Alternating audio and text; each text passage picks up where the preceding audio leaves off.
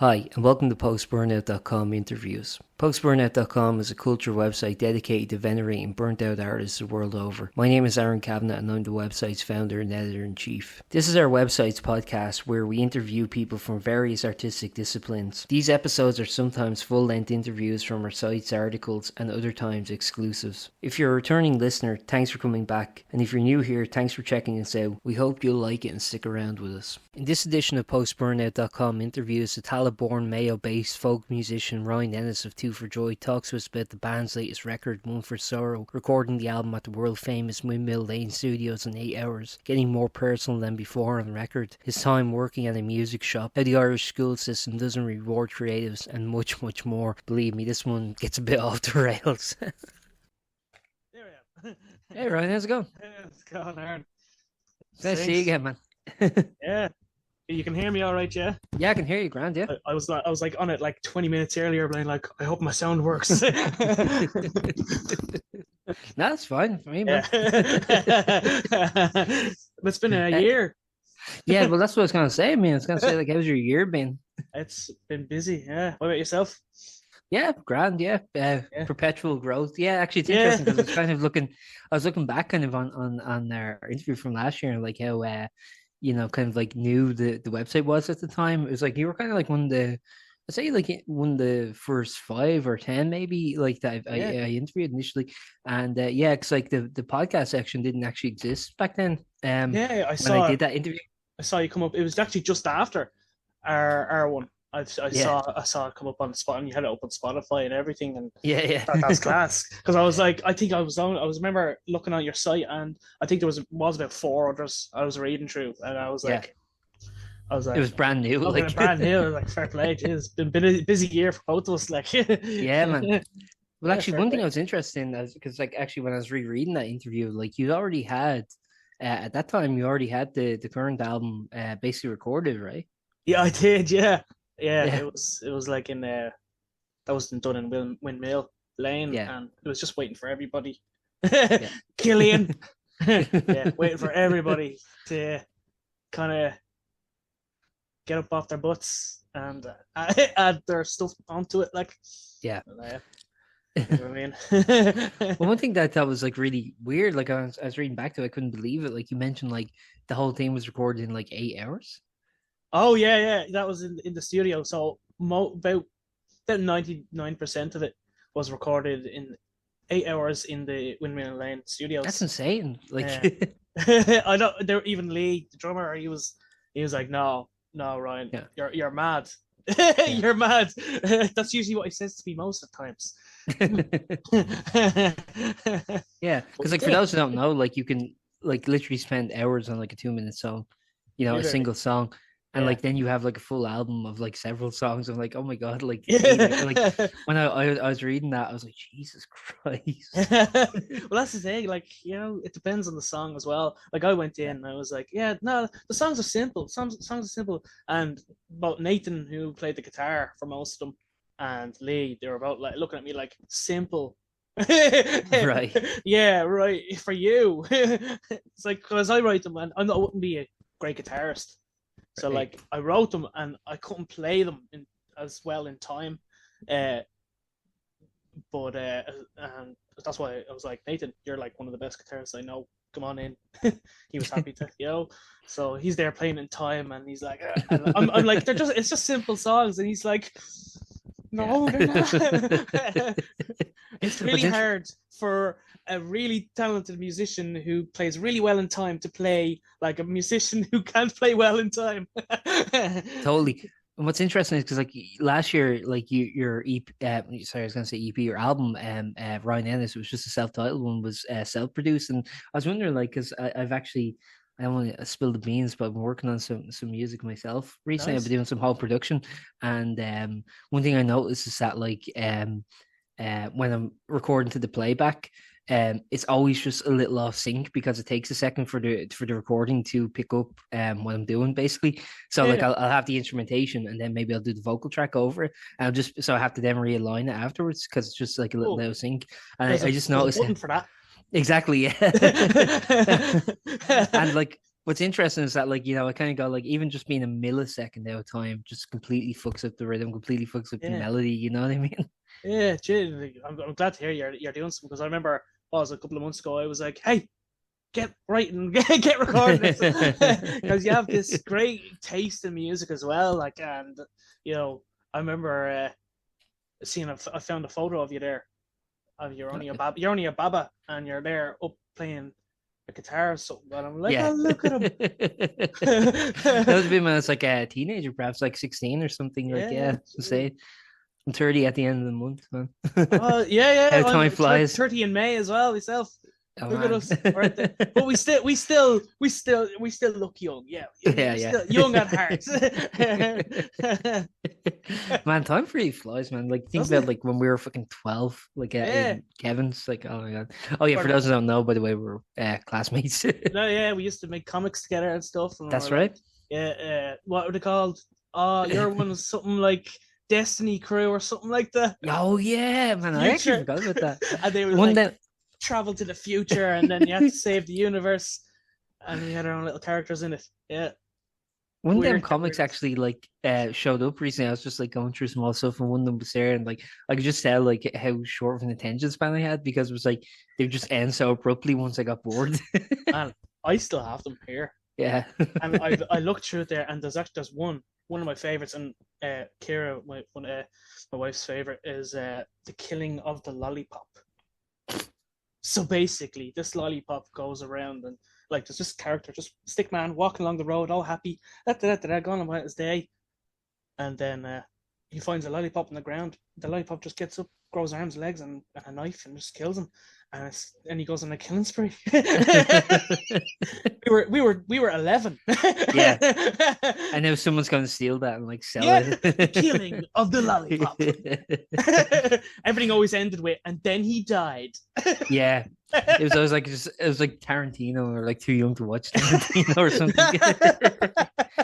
We should sell it to him. He probably like makes some like I'd love big to see cinematic thing. a real Yeah. serious version of it, like the lollipop, like Based on a comic by Ryan Ennis. based on the original. Yeah. And then he died. But that, like, even that, like, I know it's like a simple, small thing, but it kind of shows the kind of creative endeavors that, like, kind of like persist at a young age. It was interesting because I was kind of like, I was recently applying for kind of like a sort of media focused job, at a company. I won't say who, just in case I don't get it, or in case I do get it. But I was applying somewhere that was kind of looking for creative endeavors. I was like, yeah, I'm kind of like making stories since I was like a kid, and it is true. I mean, it's like, you know, like they're like really like simple, but it's kind of like it's interesting, like how I don't know, that persists, and I wonder if that's like, do you find that kind of still persists into your songwriting today, just that creative drive? I mean, obviously, you know, your music now is a lot more mature than the killing of the lollipop. Well, I don't know now. I don't know. No, you're absolutely right, because even there's something that is always goes around Facebook or whatever. It's a John Lennon quote, and it's like basically everyone's an artist until they're told they're not. Right, I think everyone's creative until they're told they're not. As and people always say, oh, gee, how do you do that? How do you do that? It's like, I just do it. I ignore people who told me I couldn't do it. I was told back in secondary school by teachers and stuff I couldn't sing, stuff like that. And I don't actually remember taking it hard. I just remember going, ignoring it. I don't know how. Yeah. But like, yeah, it does kind of go into you. I kind of like to reminisce, especially in music. It's kind of used. Like a lot of my songs would be about memories and stuff like that. Like, especially since when you listen to the first release last year, the Ryan Ennis album, there was a lot of memory songs, and I suppose the One for Sorrow album, the most recent one, is a little bit different now. It's probably more of a like a journal entry to a sense, even more on the emotional side than memory side. What's interesting is like you can kind of like do you find like each album you make to be kind of like a document of where you were at any given time in your life? Almost, definitely, yeah. I would imagine so, because there's a lot of the albums I did 7 albums last year. Right, as well. And they I would take a lot of inspiration from who I'm listening to at certain times and stuff like that, whether it's Nick Drake or Sufjan Stevens, uh, even a new young lad called Chris Brain. And I'd be listening to them, and they kind of seep into it as well. But it's not so Mhm. much that it's copying. It's like the One for Sorrow was highly influenced by Pink Moon, but you don't really hear it in it, which is Mhm. good. But it even not only just music, the moments you live in and stuff like that. Yeah, it definitely does kind of match, unless it's an old song. Like I did re-release a lot of old songs I wrote when I was 17. Yeah, There's one that was called My Lord. That's on yeah. that's on One for Sorrow, and that's an old song, one of the earliest songs I ever wrote. Yeah. And what's it? Actually, yeah, 'cause, that was the other thing when we were talking. Like you said, you got into music at 17 and you learned the C chord. Yeah, You were yeah. taught the C chord by your brother. I'm still struggling with it. Okay. No, yeah, I got there. I got there. Yeah, the C chord. That got me Yeah. many songs. But from like such a creative family, I mean, like it seemed like kind of all your siblings were kind of like involved in music or the arts in some way. I could be wrong about that, but No, you're right. uh, yeah. So why do you think like it was so late? Was it that thing you were talking about with the teachers kind of saying like, oh, what's it shaking confidence, or was it just kind of like you had other stuff going on in life that you just didn't have the time to commit? Well, that's the thing. It's kind of. I think I felt like a real bare bit of cardboard when I was young. Like I Okay. was very shy, very quiet. Uh, I think as well, when you're a younger sibling, one of the youngest, you have a lot of expectations of you already from teachers. They're like, oh, I remember your brother and stuff like that, Right. and they already have this. So I kind of just went into this kind of almost like automatic, robotic kind of state, like shaved head, and Yeah. I had no kind of personal things myself. Like Right. I There's no unique flares kind of you're willing to yeah, associate. and Yeah. especially with school as well. School, Right. the teachers weren't great. Most of them, there were some lovely ones, but especially in terms of creative side, they weren't very encouraging. Yeah. Uh, so I used to just tell, like, they'd be like, oh, you gotta think of what to do for the rest of your life, and I'm there, I'm like 4 foot, and I'm like, I don't know what to do, and so and they used to tell me, yo, go to college, and I Yeah. used to just say, oh, no, it's okay, I'm joining the army, just to shut them up, Mm. Yeah. you know. But yeah, it wasn't until I left school then, really, 17. It was kind of the last year I kind of started to come out my shell. I let my hair grow. I started to paint and stuff and learn the guitar. But yeah, it's kind of hard to think about why it was late. It just really Yeah. felt like I was in my own shell. Had to I come guess out myself. one of the benefits of that kind of like sort of repressive regime or whatever is that you does kind of like give a creative outlet then because like once you're ready to be creative and once you're ready to be expressive you have a lot to work with. Yeah, exactly. Like yeah, yeah, Judy. That could inspire another song there. The about the damn teacher. What Yeah. tell me I Well, couldn't sing. it's Pink Floyd's The Wall. I remember Yeah. how like I was like 8 years old and I think I was or 7, 8 years old when I first heard that song. I was in like a bar somewhere in like Spain. Well, I wasn't in it, but I was like walking past it with like my aunt, my uncle, my parents, and someone was playing that like doing a cover of it. And I just thought it was like the greatest. Like, what the fuck is this? Like teacher Yeah. lead, that's kids along. Because I'd say it at school, I always kind of did. It's funny, isn't it? A lot of creative people like that, Yeah, tend to not like school because it's really, I don't know, it's like a certain personality comes with being creative. Like yeah. I always remember, even us in primary, we were almost like these little guys, and we're like down with the system, and our form of retaliation would be refusing to go to swimming. Yeah. Oh yeah, yeah, I'm yeah. sick, I can't go swimming, and then we'd not go swimming, stay in class. They just leave us in the class and then Yeah, that's right. Yeah. just go off, and we'd be there watching the seagulls and the crows have a war outside, and we'd like, oh, Oh, look, that's right. We'd like be it's putting bets on them. Be like, oh yeah, he's gonna. it's bird war. It's bird war too. And that would inspire a comic. It did, yeah, it did. Dude, I remember one time because like they used to give us like just this busy work to do, like they just like it was like do this, fill out this stuff, whatever quiz or whatever, and it's Yeah, just like kill 3 hours while we're in the swimming pool, and then you yeah, give it to them, and they've never checked it, they never gave a shit, like they never yeah. graded it, and I remember one time I forget who our teacher was, but it might have even been substitute, but you were like, can I just do the comics instead? And they were like, no. Remember that? I think so. Yeah, I remember that. I remember that so vividly. I was like, why can't like because Why? it's just like bullshit. Do you remember like we it would just be like, word searches and be just like, I'd be just you yeah. know, crosswords and stuff like that. I'm like, what like this is it's It's like, just like busy work. can we Yeah. create art? Instead, you know? But actually, I remember there was one teacher, I is he the guy Mr. Ga- that oh my god, his name's I know who really you're tall, talking about, I think. Yeah, massive. the really tall guy. He's probably I 5 remember foot, and he I was remember like sent us into yeah, the we were computer like to write up a story. 3'6". Yeah, that's right. I remember that, and we went to his like it was like remember that room where they had the computer game. Like I don't know, like my memory is very like it's been a while, but do you remember like he had that computer game that we were like playing while we are waiting on him or something like that? I I'm think trying to remember. so. I remember being in like that little room because you go down that Yeah, big hallway, and yeah, he was just one of them rooms on the left. Like it yeah, was near yeah. where it was near where the library was, and Yeah. we just went in there, and we were just like, he was like, "Oh yeah, this is great. This is really cool." I Yeah. remember him. He was like, yeah, he was like Oh, I can't encouraging. remember his name. It was I think something like it wasn't Gallahan. Mister.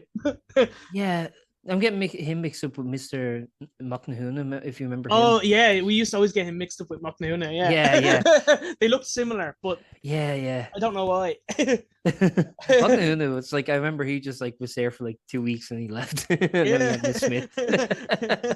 Oh my god, yeah, I remember that. It's like another Yeah, life, though, isn't it? it really is. It's like a It's like dream world. yeah. Well, especially, I mean, what's for you? Because like you live in Mayo now. I mean, it's like so far away. You're still in Mayo, Yeah, actually. still in Mayo here. It snowed heavily Oh, really? there. It's drying up real quick though now, but it was deep enough for an Okay. Irish snow, Yeah, we've had But, bits of frost. We didn't have snow up in Dublin. yeah, no. You'll be Have getting like Michael Snow. stones in the snowball and throwing at your Oh car. yeah, I remember that. Yeah, Yeah. yeah. Yeah, Like I remember. going to school around time. I'll be walking in secondary school. I went to TCS. There's this long walk past the park, Yeah. and it was kind of a gamble walk because you get someone driving behind it. You'd either be unlucky and you'd get an egg, or you'd be Oh shit. lucky and you'd get a snowball with a stone in it. I remember actually when I was going to. So remember, like sometimes when you walk in the primary, you'd go past the girls' school that way. Yeah. I remember I was walking. I think I might have been leaving school, and I was walking. I think like if you remember Mark Dunn or Richie Martin, and Oh yeah. I made a, Jeez, I all made these a, names.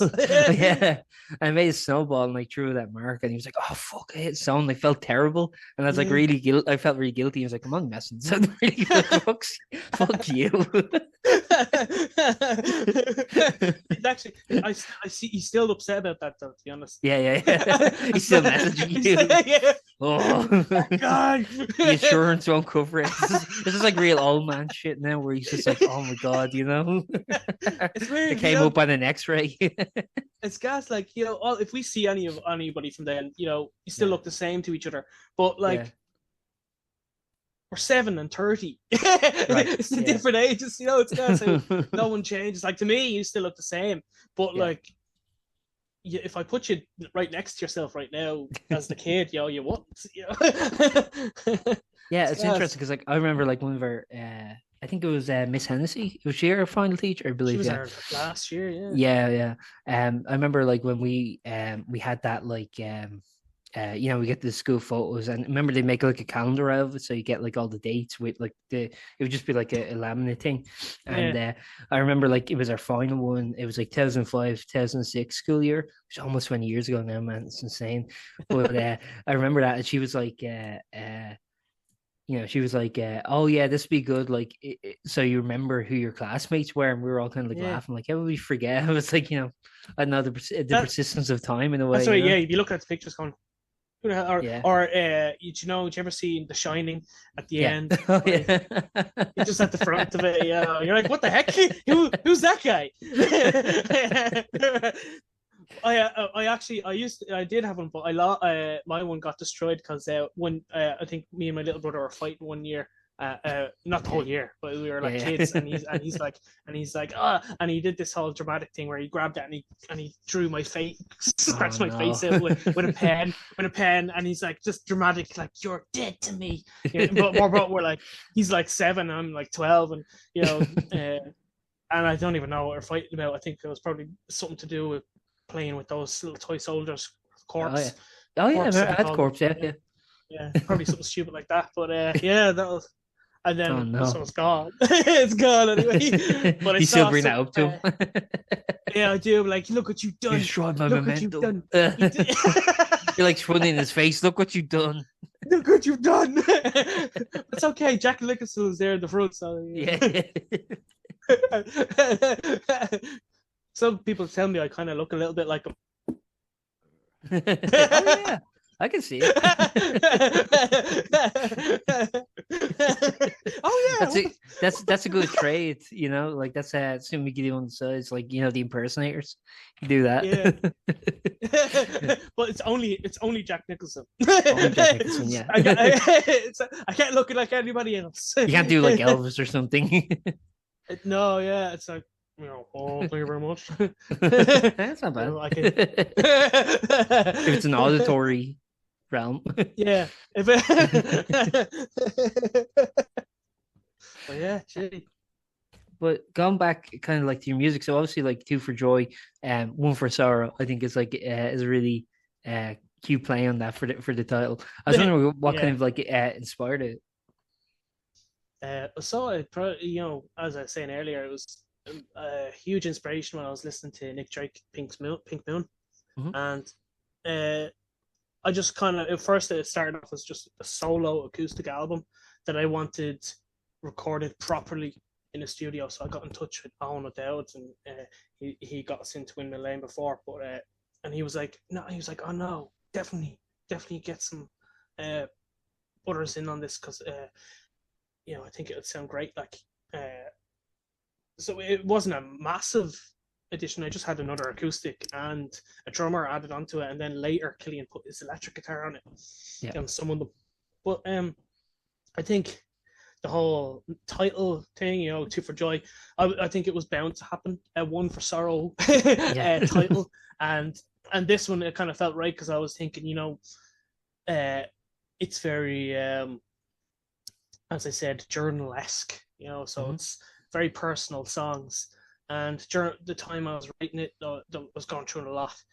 So a lot of the songs are very emotional. There's some about loneliness, there's some about parents, there's some about even good things that can help you through the hard times, like love songs and stuff like that, you know. So I was kind of, you know, okay, go with that. And I had about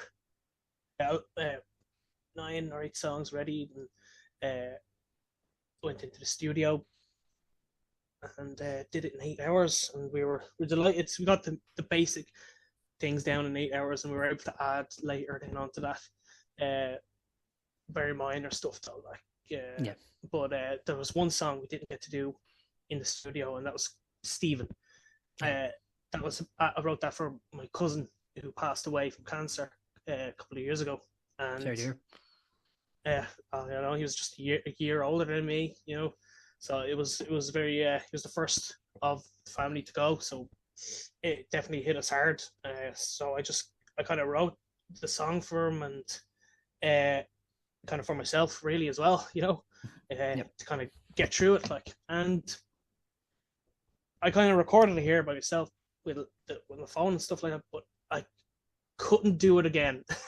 So I Right. was like, I got in touch with Dan Monaghan, who I was like, listen, Dan, can you do me a favor and just kind of clean the sound up a bit on this? It's like, I can't really sing it again. I think it's my best take of it. Uh, you know, go crazy with it. And he just basically just added, he EQ'd it a little bit. It's a little bit hissy, especially compared to the rest of the songs in the album. But I thought it just had to be on it. Had to be Yeah. on it.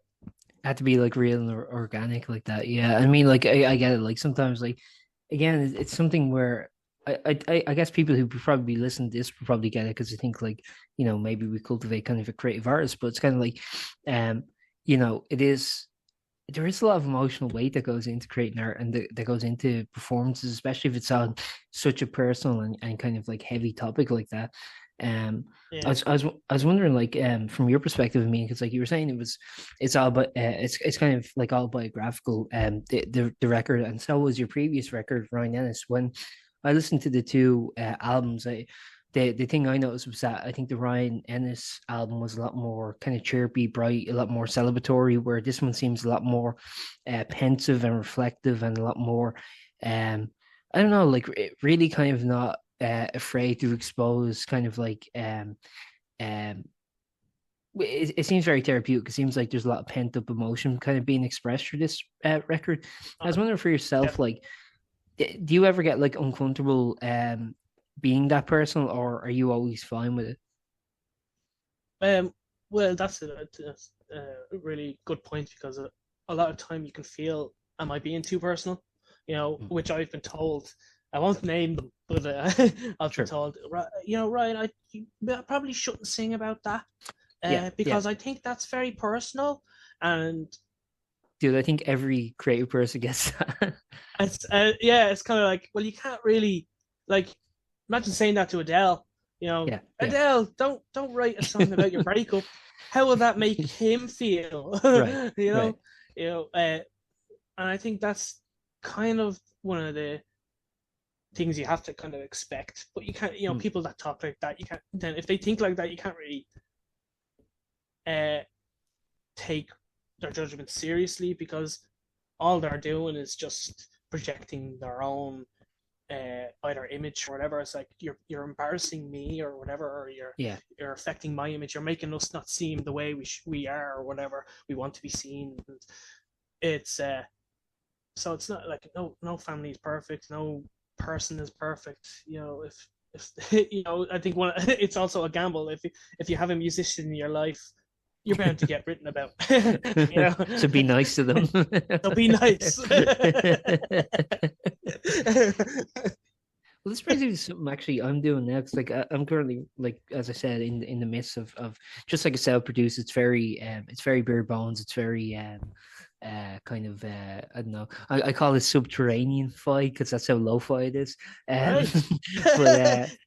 but I'm working on that at the moment, and it's kind of like one thing I want to be weary of. It's like when I'm making it, is that like all these are just written from my perspective. Like this isn't the full story, and I can't possibly know. 'Cause, I don't really sing too much about other people on it too much. But I do have like one song in particular, which is about someone who kind of wronged me. But at the same time, it's kind of like, well, this is how I viewed it, and this is how like my perspective on it. And if you were to ask them, maybe they would think something else. Now, that's something that which I think is very difficult to make clear on a record where it's like, I'm not making a declarative statement about a series of events. I'm just more so saying, here's what happened and here's how it made me feel. Do you get that too? 100%. Yeah, I completely get it. And I think that's a very important point. And, because people could take songs too seriously as well, Yeah. or too literal. And it's like, there's also even though it's true to yourself, it's also what's the word?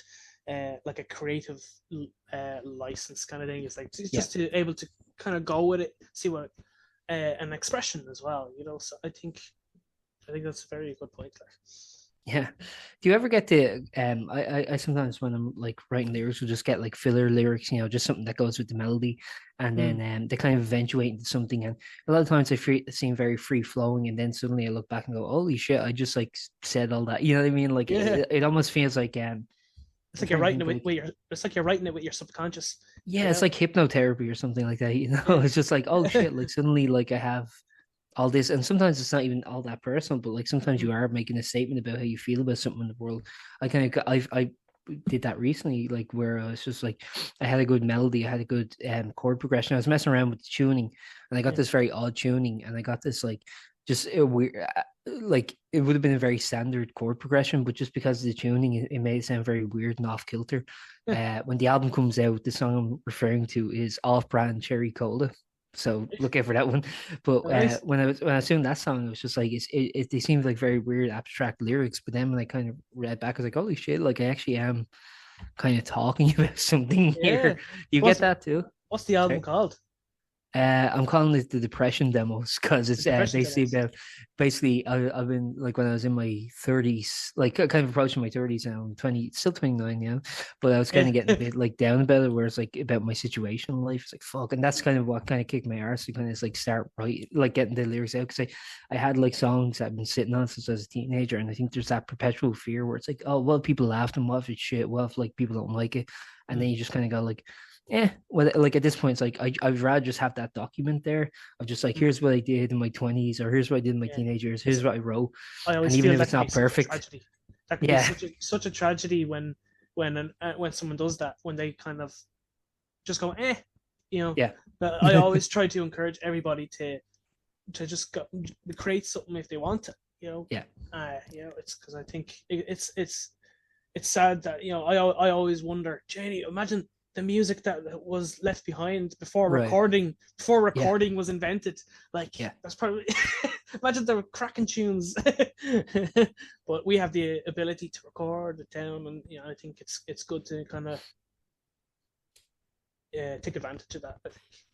One thing I think is like really cool too is that like you really just see a plethora of kind of artists from various skills and various like you don't have to be the most skilled guitarist or the most skilled vocalist. I mean, as long as you have something to say. I mean, a lot of people like point to say Bob Dylan and they go, well, he wasn't like a technically good singer, but like he just had a lot to say and he was like, I actually think Bob Dylan is kind of underrated as a guitarist, but I think actually like what he and especially like his work with the harmonica. Yeah. He's really good at harmonica. But I think like again, it's like good storytelling, good interesting storytelling can do it. I think like for me, the biggest hurdle is actually the production side. I think it's a little undercooked, and I keep like fucking up the production by because I'll add like effects to the thing, and I'm like I don't know if I like that, and then it's just like a bitch to go back and like remove them. It's like oh Yeah. my Oh god. my God. Yeah. That's You should make a very nice studio friend. Yeah, It's like, hey, you're just stalking someone. It's like, hey, you're in production, aren't you? You know, that's what I do. Sorry, Owen. No, that's why you moved to England. No, Actually, tell me about Owen, how you got kind of hooked up with him and with Windmill, actually. oh, actually, I was working in a spa, Okay. and he was there. He joined. He was like a little newbie, and he always has this baby face, but he's like 6, 7 foot. So he caught my attention. I was like, look at that Maybe guy. it's our teacher again. It's just the same guy. He's the spawn of him. He just keeps recycling over the years, just to stay like he's like some sort of vampire or something. We can't remember his name, but no, yeah, he's just second, and he was there one day, and then I left. Yeah. I went off to Walton's in Blanchardstown, because that spa was a crazy place to work. Like, Oh, I can imagine. Yeah, there yeah. was this particular person who worked there, and they just loved to scream. And it's like, calm down, it's only Yeah. wedges, you know. So I was there in Walton's, and walking into Blanche, I there's a guy, this really tall guy behind me. I'm like, I think I'm getting followed. I look around and it's him, and he's going to work in Dunn's. Okay. So he didn't. He was like, yeah, I got out with that spar too. So I was like, oh, you're Owen, and we just got talking, and because we were both worked in the Blanche area, so we ended up kind of meeting every time we were walking into work, and we kept chatting, and then somehow we got talking about music, and Yeah, it was Walton's for people who don't know is a music shop. music shop Waltons, yes. It's a great shop, actually. It's the best job I I had. think it's a chain because I think there was at least one on Georgia Street as well. I don't know if it's still there. The last one is the one in Blanche. Oh, so it's gone, is it? The one The one on in Georgia town Street? is closed down. Town was just too expensive. Yeah, I can imagine. Yeah. But Blanche, is a good spot because then you can drive in and you can park and you can put whatever you want into the car. But in town, At the 39, if you don't drive. Yeah, I on the bus and you have this massive like a keyboard or something. Oh, yeah. I'm just bringing it back. Oh, I didn't want to pay for delivery. He just got talking to me and he was asking. He was studying. He was studying recording, engineering and stuff like that in Windmill Lane, and he was like, "Listen, I need a band." So we can practice on. So we were there. We did a song called "Spectacular Show." Mm-hmm. That would have been on my Gathering of the Bohemians album. That would have been our very first album. Yep. And what year would that have been? Oh, Janie. Roughly, I guess. 2017, I'd say. 2017 was when I released it anyway. And it took a long time to make that album. But he recorded it and it was all about, mic positioning and stuff like that. So it's very complicated stuff. So I was, especially as, the guys who gets recorded, we're just like, oh, you just place the microphone there and press record, don't you? And then they're just like, shut up. Shut up. But it's brilliant techniques at the end. The fantastic rooms we were in, and then you walk along Windmill Lane, you see all the signatures of famous musicians that were there, and then you get a marker, and then they're like, and then you get tackled. Don't. Oh, really? No, I know you don't know. No. I was thinking like they were like, "Do you want to add to it as well?" Like, oh yeah. No, we were never asked, unfortunately. No, sorry. I think they ask you, and then like when you go to do it, then they tackle you. Just be a dick. Yeah.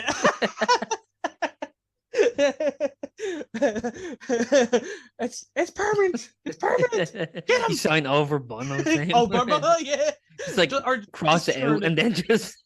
I just turn it into something else, like Bono. Yeah. Ooh. Oh. I think he owns that. I think owns Windmill Lane. Bonner. I think Bonner. He owns the trademark to that, just like so no one else could do it to him. So no one else could do it. Yeah. That's a good idea. If you do that, then you owe him a residual. That's actually given me an idea to get onto something very quick there for my name, Ryan Ennis. Okay. Okay. Yeah, I get it. I'm gonna get a P in there. Thank God they didn't call me Paul Ennis. P. Ennis. No, if it was Paul, I would just literally sign everything with just that. P. Just a shorthand P. Yeah. God damn it. Why? Actually, I was, when I was born, I was very close to be called Ashley. So that would have been Ennis. Oh. Ennis. That's the thing. So what we're learning here today is if you have the surname Ennis, be very careful what you name your kid. Like consider it all. It reminds me of that thing. Remember, like that episode of Simpsons where they're like, they're naming Bart, and then like Homer's and this and all the like. I'm trying to think now, but it's just like they'll call him this, they'll call him that, and then like when it comes to Bart, he can't think of anything. Can't think of that, And we're all watching that going, Bart. I love it. Can't be the we think we're like 6 years old. We think we're smarter than the Simpsons. Yeah. Like, Bart, obviously. Come on, obviously. The classics. Dude, it's funny. It was like one of those things I wrote was back in like 2004 before the film came out. One of the things I wrote was an idea for the Simpsons movie, what it would look like, and it was just crap. It's just like it was just like because it was just drawings. It was just the Simpsons movie coming soon, and it was just like really bad illustrations of just the characters. And I'm like, but what was it about? Like, okay, just gonna stand around. Just like that's actually they had that plan for the sequel. Just Yeah, Homer just standing there, maybe every now and then eat a donut. No, just for 2 hours. 2 hours straight. It would still make a lot of money. It would. Just like this, Simpsons. It just like for no reason whatsoever gets like an 18 rating. Yeah, so no one can see it. There's like, nah, everyone we can't have kids come and see this. Can't do that to them. Scared for life. And actually, if you're in Blanche, you can see that movie in the Odeon. Yeah, you could, yeah. Stop into Walton's on the way. You know what? Blanche also has a Krispy Kreme now. It does actually. First one in Ireland, I believe. I was while that opened up while I was working in Walton's. Oh Jesus! They used to come over and nice and give us freebies for lunch. Oh, sorry. So you actually worked in Walton's? I thought you were just like there on just like a break or something from Spar. No, that's why I escaped Spar. Okay, perfect. I escaped. So like I was there working, and for one day, I was there for a couple of weeks, but Owen was there on his first day, and then I quit. So okay. I was like, Owen, it wasn't you. It wasn't because of you. I just left because I got sick of that kind of retail. So I was totally. I got a job in the music shop. It was way more suited to what I was interested in. First job I actually liked as well, and they were actually decent people. But like that's where I got my Taylor, my lovely Taylor acoustic guitar, and I didn't get a staff discount though, Oh no! Unfortunately, you can't not on Taylor's, not on Taylor's. Okay. But I did get a few free picks and capos. Oh, nice! All the shebang. But it's great place. But then it got to a point where I was like, I don't really want to. It was like the best job I had, but it was still very difficult on the head. Right. And then during people coming in like asking like parents like guitars, like my kid likes a guitar, what would you get? Basically, that stuff I don't really mind. But there was one incident where some guy came in already with his argument, and I know by my rights you have to take this washing machine as an electrical equipment, an electrical store, and we're like, wait, what? No. And next door or up the road there's DID. Maybe go there, you might have a better chance of them taking your washing machine. I love going into like the manager being like, he says we have to take it. We gotta take it. Like, imagine the owner coming by, where'd this washing machine come from? It's like, you're just like half asleep. You're like, some guy came in. It's like, I don't know. He seemed very certain, so I didn't want to argue. He knew his rights. He knew his rights. You see, he took out a pocket constitution. He pointed at something. I didn't get to see it. I didn't see what he pointed at. But he kind of just flicked through. I think it says something. I think it says something about the president in there. I don't know. You look at it though; it's actually just a stick man waving when you flick the pages and have it handed in a washing machine as well. I like that idea of someone like drafting a bill and just getting bored, or like their kid like scribbles on it or something, and that just makes it into the Constitution. Like no one ever takes it out. No one ever looks at it. Once the bill gets passed, it's just in there like that. It's like, what are we gonna do with that? Like, that seems like a question. That seems like a kind of question you'd hear like on the Chase. It's like, on what page of the Irish Constitution is there a stick man? Is it this section? Is it, But and see, that's the thing. Does anybody actually read the Constitution? Yeah. No one will ever know where the stick man is. And then, like, the chaser themselves, like, yeah, so what happened was, the way once they get the answer right, they explain it. What happened was one of the senator's kids was drawing around, so there's a sick man becomes Constitution. They tried to Tipex it out before it got built, but they weren't successful. But Tipex wasn't invented then. So I have no idea what they were using. Some say it was calf's milk, but I don't know, brother. Thank you very much. What Jesus. are we talking about? I haven't a clue, man. You're talking about Waltons. You're working in Waltons. Then we got onto a guy with a washing machine, which is funny because, like, a guy coming into a music shop with a washing machine is less absurd than a sick man being in the Constitution. I think so. I think maybe.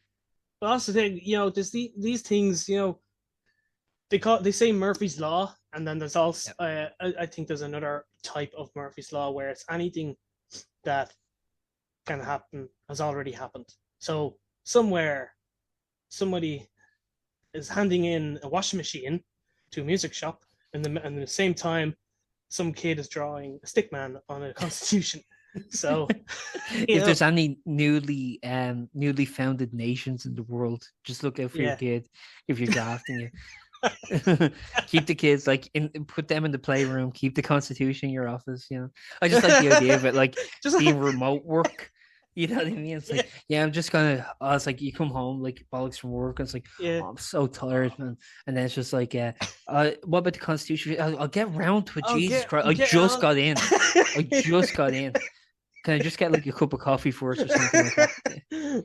And then you walk in, your daughter's there, and you're like, get out! I have to have this in. I have to sit in Friday. And then the coffee spills on it as well, and it looks ancient. It looks so old then as well. It's like, and then you're always like, this nation was founded on Tuesday. What's going on? Why does it look ancient? Come on, John. Come on. Fuck, I'm not doing it again. No, I can't be embarrassed, man. I can't. All them rights, nah. We'll just generalize it, like, come on. It's like, you know what? Just ask us, and we'll tell you what your rights are. Well, do we have the right to vote? Yeah. Don't worry about it. You don't need a piece of paper. It's grand. You have the right to travel. Yeah. Just do a digital. Just do a digital one, will you? Just record yourself. I don't want to have to type it out. I love the idea of going into like I don't know, like Trinity College or something like that, or like a big institution like that. Like, and here's a copy of our Constitution, the original version, and you look, it's just a QR code. It's like, yes, you have to scan it. Yes, scan it. Yeah. You can download it, but you can either get a paid subscription or you get it with ads. You go to like scan it, and it goes, it says out of date, and it's like, well, yeah, it was drafted like 100 years ago. What do you want? Oh man, I think that's some sort of dystopian future we just created there. I don't know. Yeah. Someone's gonna steal that idea too. Someone's gonna steal Lollipop Killer, and they're gonna steal Lollipop QR Killer. Code Constitution. Yeah, definitely. And a time traveling teacher that's about 6-7 foot, maybe vampire, possibly. You're gonna have to put all these like ideas together, like just world building.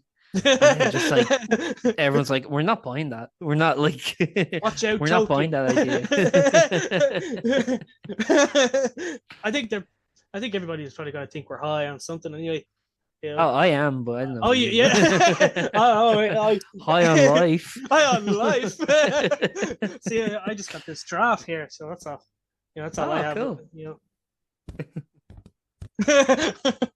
I'm drinking my coffee from my mustachioed cup.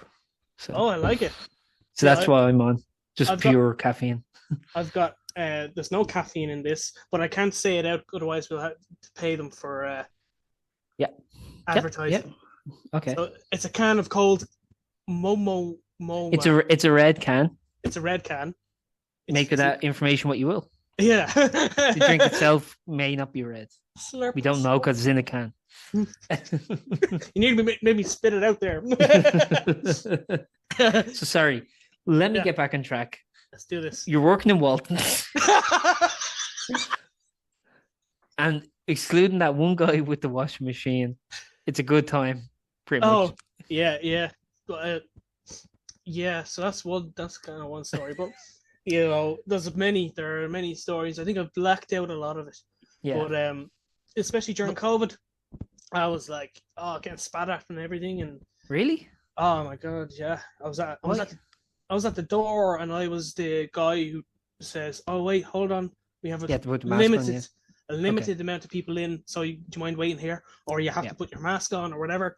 Mm-hmm. And then what, yeah, scumbag, what are you doing, fighting for the government, or and you're just like, you're like, what are you on? I'm just doing what the manager said. I don't know what Enda Kenny has to say or whatever. Or, right. It was Leo at the time. Leo at the time, and then it was Michael. Michal Martin, yeah. Michal. So I kind of had enough of it. Then once lockdown came, that's when I was doing a lot of painting and stuff like that, and then that's when I started up painting pause, and that's what I do for money, other than because the music I just do. I think the first time I got money from music was Bandcamp. It's where people actually buy your album, but that's the one avenue that like musicians now with the kind of streaming service need kind of. And it's kind of hanging on by a thread at the minute. Yeah, unfortunately, but I'm still kind of trying to make the most of it now. But I left then, moved to Mayo with my wife, and started up painting pause, and that's basically painting pet portraits for people and stuff like that. Nice. And it also gave me, because I was out of the retail stuff, I was able to have more time for music. Yeah. So then, hence that year of 7 albums, So that is so prolific, man. So like, were those like 7 albums? Were they done at home, or did you go to recording studios? All home, all here. Yeah. All in this little room here myself. So how's the dynamic work with the band? So do you do the demos at home and then they kind of add to the demos, or is it do you do the demos at home and then they recreate them as a collective? Usually kind of like a bit of mixing. Like they might send me an instrumental piece, and then I'll go, okay, I'll write lyrics for it and do vocals, and then I record the vocals and I send them the vocals because they'd be a bit better at mixing than me. But all last year was all myself. No one else was really involved. Dan Monaghan did a good bit with me, but that was more of the songs from the album An Interstellar Story, and there's about 30 songs on that one. That was released in I think it was March or so. It was mid last year. And that's basically this whole space adventure of it. There's MIDI in it. It's very different to what I normally do. So I was like, Dan, do you want to help me out with this? And because he's great with the synth and stuff, great. He's a great instrumentalist as well. But everything else was just me trying to improve my own recording skills for myself. So you could see if you compare the quality to the Ryan Ennis album from January last year to the last album I released, Over the Hill, that was released last year in December, November.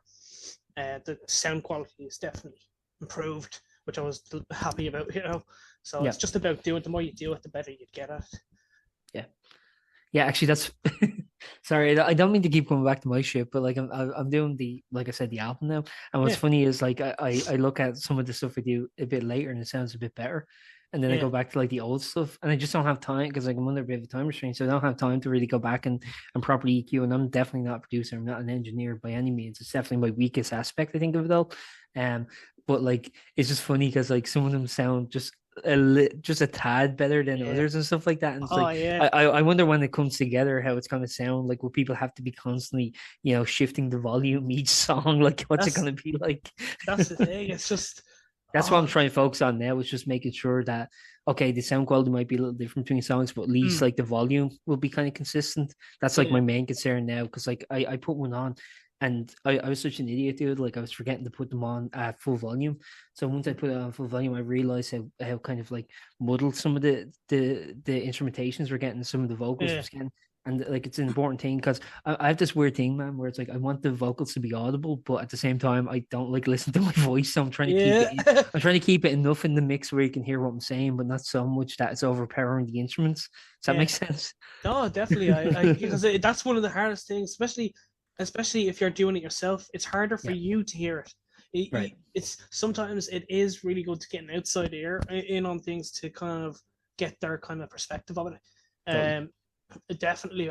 Main thing that what I've kind of gathered over the years of trying to record myself is uh, basically all that matters. Get it as best you can going in, then you won't have to do much after. But Yeah, mic positioning and uh, your gain, yeah, just totally. as long as you don't hit your gain, then you're sorted, and Yeah, you can add on your effects then after and yeah, stuff. And as a musician, I can also understand where while you're recording, you're also jumping ahead, going, "Oh, I'd love this effect on it," and you're yeah, already putting effects on it too early, and then it kind of, even though you have that thought, it kind of actually slows you down, and yeah. then you kind of get tripped. But it's definitely I'd even recommend even going to open mics, even Yeah, like to kind of get into the kind of crowd, even because you might find someone who would just be like, I'd love to show you something, because there are when I worked in Walton's, the most inviting community I've ever kind of come across yeah, are definitely musicians, especially if you have a detector that's kind of going, oh no, he's a bullshit artist.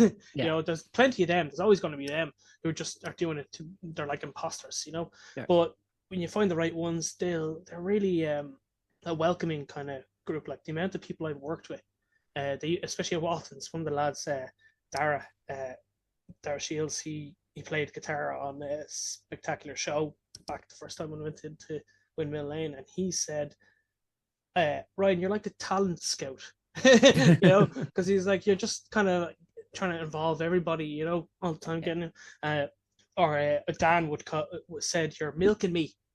Stop milking me. But no, it's just a laugh, having a laugh as well, and you learn. The most I learned with music was when I was in Walton's, yeah. especially it's not a recording place, it's not a recording studio thing where you learn all that, but it's the people I was talking to, and I think that would definitely help you out in getting your album Yeah. done and getting your sound done, and that's especially, I don't know, what do you use to record? Do you use like a Focusrite or anything, I or just, yeah, no, just I'm just really winging it with like the material I have. So I just have the acoustic instrumentation. I specifically just went for acoustic because I could not be arsed dealing with the tone of electric, especially between songs. So what I do is I'm actually just using simple free software, Audacity, just because what I know, right? and Yeah, just using the effects on that and my voice and the vocals, and I'm using very little, but I'm using a little bit of soundscape, but very minimal. Like, only I think one song used at the moment. Actually, yeah, sorry, two. Two songs have, but one has like kind of an outro thing. So it just had like a sound effect that kind of hits with the instrumentation. yeah, But for the most part, it's just like kind of like self-learning, self-taught, and I kind of want the initial release just to be kind of like, here's just what I did, you know what I mean? yeah, And then just like, what my dream would be, like, this is being lofty, but my dream would be kind of like, if it eventuated, if other people heard it and kind of like went, okay, like, this is something I'd be interested in working in, or actually kind of like scaving out, because a lot of them, they're very short songs, like a lot of them, yeah, because they're just like, they're just about getting to the point and just being like, here's the idea I have, here's the chorus, here's the verses, here's the chorus, blah blah blah. yeah, So it's just kind of like in out, kind of like it's yeah, just because it's literally about just kind of getting as many songs that I've had the ideas for on paper, just as like it's mainly a proof of concept. Basically, it's just like yeah, here's what I kind of had in my mind for the last, because the interesting thing is like a lot of them have been kind of like half formed ideas, mm, and once I kind of like, it's like, okay, actually, I always had an idea, like this is what this song is going to be about. This is the idea, but like now I'm actually going to put them on paper, yeah, write lyrics, and again, because like I'm under a bit of a time restraint, I'm not second guessing myself, because otherwise I'd be like, oh fuck, like I need to make sure you know exactly what I want to say here. Where other times, like now, it's just like a lot more instinctive, and it's just like, here's what feels right. Here's what I'm pointing towards. I'm very proud of them, and I'm yeah, very like, I enjoy the poetry of it. Actually, it's a lot more poetic than I thought it was going to be. Because like yeah, as a writer doing this sort of stuff, like the kind of journalism that I do, it's like it's kind of it's just very like, here's what was said, here's the set, and it's very like matter of fact. There's very little prose, yeah, where now it's just like all prose, and it's just like, I'm like, oh well, like I'm capable of it, because like, I yeah, think I think I think every writer, man, and like every writer, every musician, I think what stunts creative people is always a sense of like is always a lack of confidence. It's always mm, insecurity. It's always kind of like, and I think the best people in the world have them, the worst people in the world have it. yeah, It's like, we all just have these like kind of like niggling concerns where it's like, oh, what if this is shit, what if it's not? And I think at this point I'm just like, because like my 30th is approaching, I want to have it out like basically before I turn 30. So yeah, that's what the time trait is. And because I was talking to someone who actually does professional mastering, but I was like, I was like, well, I'll see, maybe I'll do something afterwards, but I just kind of want to get it out. And yeah, it's kind of, I think it's like shaping up to be kind of interesting at the moment, but it's just like, they're so yeah. But kind of SoundCloud out of even. place. I was thinking to make, I do have a SoundCloud. I actually made one when I was in college, Yeah, because I did a soundscape for it. So yeah, I was thinking that maybe I could use that, yeah. just see what happens anyway. See But what happens. Definitely. I set up DistroKid for it, so I'm gonna like put Yeah, the proper distribution into it. So, yeah. That's hopefully, distributed. Is what I use as well. yeah. And it's pretty handy. Getting a Actually, bunch of what's stuff funny like. Mm, with DistroKid? So get this, man. So I was using DistroKid, and I was entering in my credit card details, to pay for it, yeah. and they said we can't accept the payment. Like, what? And then I got a text from my bank, and it was saying like, basically they just thought it was a scam thing, because they were unaware. Yeah. So they said, can you confirm was this you? So I said, yeah, it was me. But so then I went to repay, and I was just like, oh shit, it just wouldn't take the payment. Just like it was taking a while to confirm whatever. So I was like, oh fuck it. So I went away, and I had other stuff to do, and I left it a couple of days, just like, unintentionally. And then I got an email from them saying, oh, please finish, like basically just saying like, oh, please finish like your thing. We give you a discount. So I got a discount just because my credit card fucked up. And then just because I waited, like just because I Yeah. forgot about it, they were like, oh, Ah, please come back and finish the thing. So if there's anybody listening who's ever going to use DistroKid, I'd say use that. Just like sign up, but don't complete the just payment. But wait. make Just your wait. account.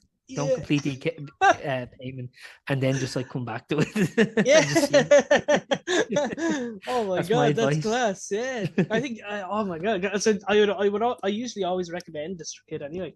Uh, Yeah, I, it's I very handy. it's very handy, especially for kind of just digital stuff because they don't have any physical copy stuff, No, which was that's why that was kind of the main reason I was kind of getting pulled between them and CD Baby, but do then you the want to real make physical releases? Yeah, oh, I'd love to yeah. get vinyl, but they're too Vinyl's like so. too Yeah, expensive.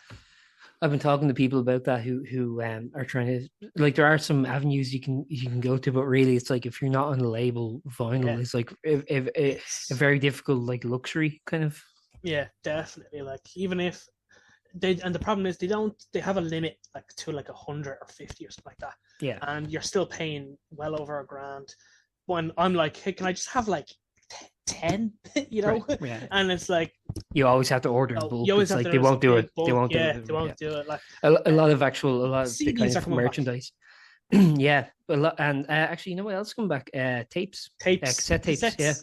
I'm Yeah, noticing that like now at like merch stalls when I go to gigs, like tapes coming back in like a yeah, big way. It's like, okay, like it's kind of cool. I think people like having a physical library. You know what I mean? Yeah. I think people miss Oh that yeah. because, like, actually, when we were growing up, like, we were still in the CD era. We were kind of in that transition period where it was like going from CD to digital. And I Yeah. think the kind of this is just me speculating, but I think like there was a lot of benefit to digital, which was just the convenience of having everything you wanted in one space, like Yeah. being an iPod, be it a laptop, whatever. Where now I think people just kind of like miss the tangibility of being like, even like with video games too, like, everyone's Yeah. buying digital video games, but I think people miss having, Because it doesn't a really feel library like stuff. you own it. It really Exactly. It feels feels like you're very more personal. ephemeral. Yeah. Yeah. Like even like I have we grew up playing like PlayStation 2. I used to put all my games in CD cases and I still have those CD cases. So I'm like, yeah, here's like my childhood basically in this little case, you know what I Yeah. mean? And like, but you can't really do that. It's like, what are you gonna do? Put them all on a hard drive and being like, Yeah. for kids of today. And it's like, I don't know, or even like, dude, I was like reminiscing over like, I used to collect all my tickets from gigs and put them in a photo album.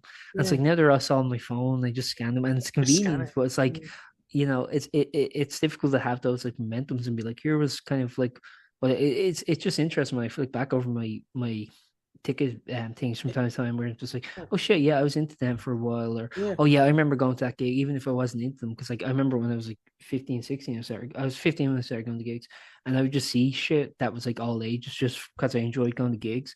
Like Yeah. there was plenty of artists I wanted to see, but they'd only play over 18. So that's a big problem in Ireland, man. It's just like all the venues are over 18s except for the Olympia, the Arena, National Stadium, but pretty much everywhere else is like over 18s. And Yeah. I always think that's shit. Like if because like there's plenty of kids, dude.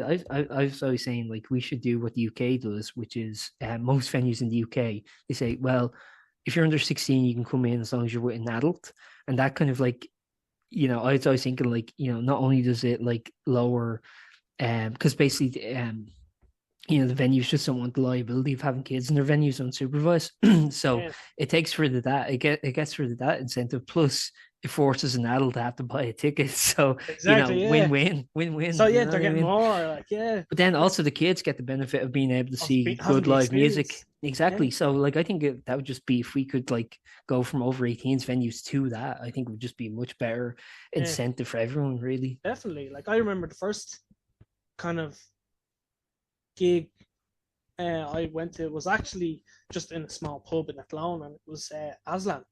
Oh shit. Okay. It was. I remember just seeing Christy up there, and I was this close to him, like, and I was like, "Holy, Yeah, just man. fantastic, very fantastic vocals." He was a great performer. Like, How old would you have been?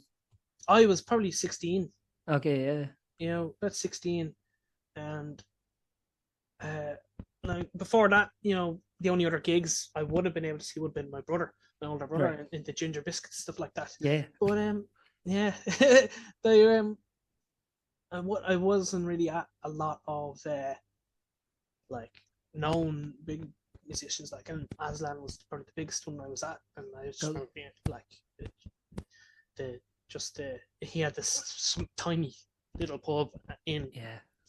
Screams, like and he's just standing doing his little arm holding thing, it's just this kind of a whole other thing on stage, like. Yeah, man. Well, that's what I was, and as a musician, I'm always that was kind of like early when I was kind of wanting to get around into it, Yeah. So I remember always being like, I want to get up there, I want to get up there and sing. I used to always do that with my brother as well, like, and then eventually he actually got my first gigs were supporting him. I sing a couple of my songs or whatever. I remember now it could have been the drink, but I remember a middle-aged woman crying from my song about John Lennon. It could have been the drink though. Yeah. She was on the gin. Yeah. But that's so cool. Like, that's like the kind of like visceral reaction any like musician wants with their work. What was exactly. that like going on stage for the first time? I remember the first time I did a show like went miserable, Oh and I really? Yeah. wanted. Well, I wanted to like 16, and Yeah. I wanted. But I was like, but I read a book at that point by a guy called Greg Graff, and he's a singer in a punk band called Bad Religion, and he was talking about the first time they played a show, and he's like, yeah, it was shit, and then we just kind of kept playing, and eventually it wasn't shit. Basically, I'm just Yeah. paraphrasing, and so I thought that's how it does. Like you go up, you play, and gig is shit, but then you keep playing, the gig stop being shit. That's how Yeah. I always thought it was a bit. But like all the other musicians in the band I was in just got scared off. They're like, yeah, we don't want to play until we're like fucking well oiled. And then eventually the band just kind of dissipated. I was like, oh, for fuck's sake. So I only ever It's a played shame. one gig thing. Yeah, Yeah. and I was like, but I was like, I think they were embarrassed and they were ashamed. So was I. I was like pretty embarrassed up there, but I was like, I was like, I just thought that's you learn on the job basically. Yeah, it could have even been a wrong venue, even as well. Yeah, yeah. There's so But many you know what the problem was? greats So that had bad first gigs. we had stage monitors. It was just at the Twisted Pepper on Middle Abbey Street, which is no longer there. But Yeah. we had stage monitors, but the only things plugged into the monitors were the microphones. That's all you could hear feedback. So all you could Right. hear were the vocals. So you couldn't hear Ah, the instruments. And it was just really shit from our perspective because you could hear it and then it just sounded really flat. It was really yeah. bad. And also I think at that time we weren't really even using we were just using their kind of like our practice amps, like because we had to Yeah. bring our own instruments. They didn't have instruments in the venue, Mm. and there was no like what do you call it? There was no like pedals, there was no effects really. It was pretty much just plug in and play, Yeah. and it just sounded really flat and it was just kind of bad. But I was like, whatever, you learn. And You even that's what I was gonna say is one of the things that always held me back was expensive gear. yeah, totally. It's very hard to get gear, especially if you're mainly solo. Because I was mainly Yeah. solo for most of my music kind of interest, and it was mainly just myself. So Yeah, I couldn't really go up and get a PA worth €500 or €800 or whatever totally. myself. Yeah, There just wasn't that kind of money.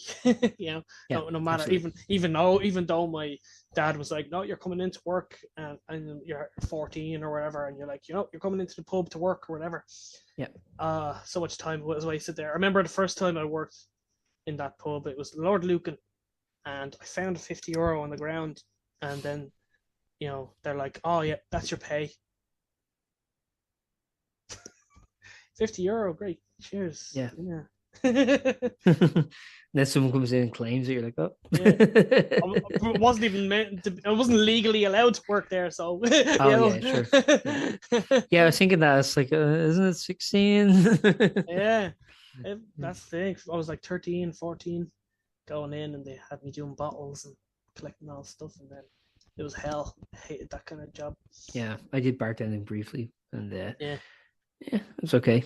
It just wasn't what I was meant to do, but Yeah. I can't say I hated it. It was fine. I just wasn't well versed in people's terminology. That was my main problem.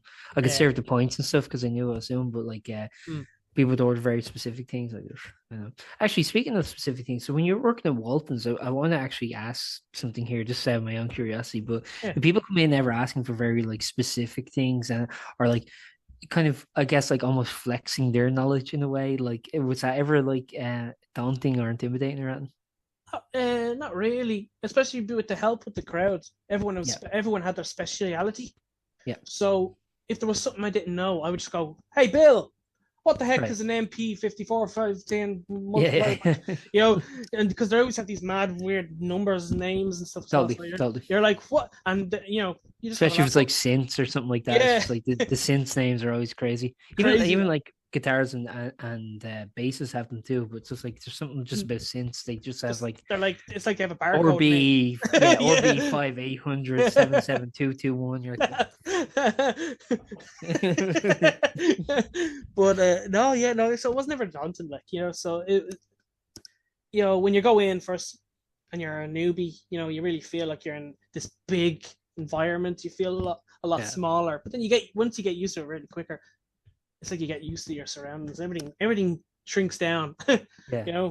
And Did you get a lot of like parents being like 500? Can you not do 250? That kind of haggling. Did you get? Oh that yeah, too? there'd be haggling, but you could handle it really well. Yeah.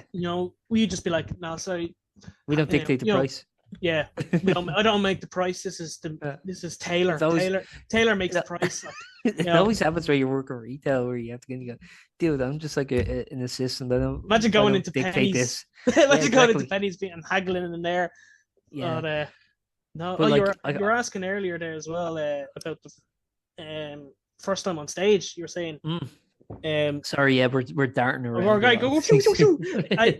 I'll fix that in the edit. Yeah. No, this is going up raw, so whatever you say is going up. Put a bit of reverb on it, will you? Everyone's gonna hear about like the Constitution, all that. They're gonna hear. Oh, the It's gonna be the most listened to podcast in the world. Oh, they're gonna hear me dying. Whew. Yeah, jeez. But But for oh the yeah, article section, I'm gonna listen back to this and just be like, here's some bits I can actually talk about in the article. yeah. He talks about the album for like The 2 seconds, album and then we talk about washing machines for like 25 minutes. and stick men and the Constitution. Hell yeah. Hell, power to the stick man. Woo. We There'd wouldn't have our rights without him. there'd be some like revolutionary group made now with like a stick man symbol on there. It's like he's doing that, but it just looks like a line. Yeah. It's like, what is that? Is that a vein? Is that a vein? I can't see. No, it's a stick man. I put you on another what was time. I You're saying talking about there? the first time playing live. Yeah. I was actually 12, 11 Oh, or wow. 12. So that would have been the first time I was on stage, because that was in the school plays and stuff like that. And there was a school talent show thing. Yeah. And that was the first time I was up. And I was about 11 or 12. And I sang. Which one? Is it Madonna or Kylie Minogue? Sorry, was this in Kevin's? No. This is in first year in Okay. PTS. Right. So you'd probably be a little older, probably about 12 or 13. About 12, yeah, because I was always the youngest in the year, because my birthday. Oh, that's right. Yeah, my birthday's in May. So yeah, I would have been 12. Yeah, 12. And then because then you were meant to be 13. That's what it was. Yeah. So I was 12 and sing Like a Prayer. That's the one. Okay. I thought you were gonna say like a virgin. Like a virgin. It's like, well, yeah. Like a dance track. Meanwhile, there's like kids in the audience still debating whether Santa Claus is real. It's like a virgin. Oh my god. Jesus. Oh my god, man. Well, no. Yeah, no, Like a prayer. Like a prayer. Life is a history. And I was just real, like, soft. I had this real soft kind of voice. It was like Homer Simpson's before his voice breaks. That kind of That's thing. my son.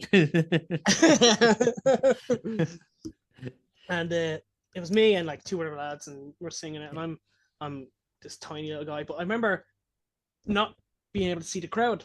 Which was a good help, because the light shines right in your eyes, and you can kind of just hear them, and especially at that age, everyone, and once you go into secondary, everyone's all like, oh, and I think that helped as well, so that kind of helped my own personal kind of confidence, even though you had teachers going, nah, you can't sing. Right. Even though you had adults being like, nah, maybe you should sing backing, But also, that's like such like 12, 13. I mean, that's such like a self-conscious age, because you're just kind of like in the early stages of puberty, and it's kind of like you feel like a lot of self-confidence, especially like somewhere like Tallaght, where it's like a mixed school. Where I went to an all-boys school, I went to Germany, for example. So it's like, I'm sorry. So it's like I know, and it's like there's all girls here, when you're like 12 or something. Especially because like we went to an all-boys school, so it's like you're going from kind of a new situation. I don't know, like what's that kind of like self-conscious too, where it's like, oh, my peers are going to judge. I don't. There wasn't. Yeah, I didn't. I would think I was so quiet. Everyone just called me like Quiet Ennis, Okay. They also had a vote at the end of the year thing, before we were leaving school in the 6th year, that I would become a serial killer, because I was too quiet and too nice. They were like, the most likely to commit murder, right, Ennis? Well, thank you. You get up to give a speech. You're like, I couldn't have been here without all of you. Yeah. to do our future endeavors. But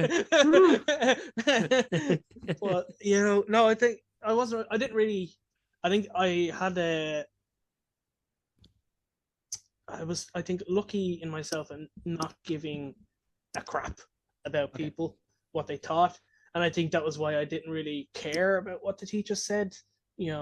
About not being able to sing. I kind of just still did it anyway. Like, Uh, what a shitty thing to say to a kid, you know? I Like, know oh, it's you crazy. can't do, yeah.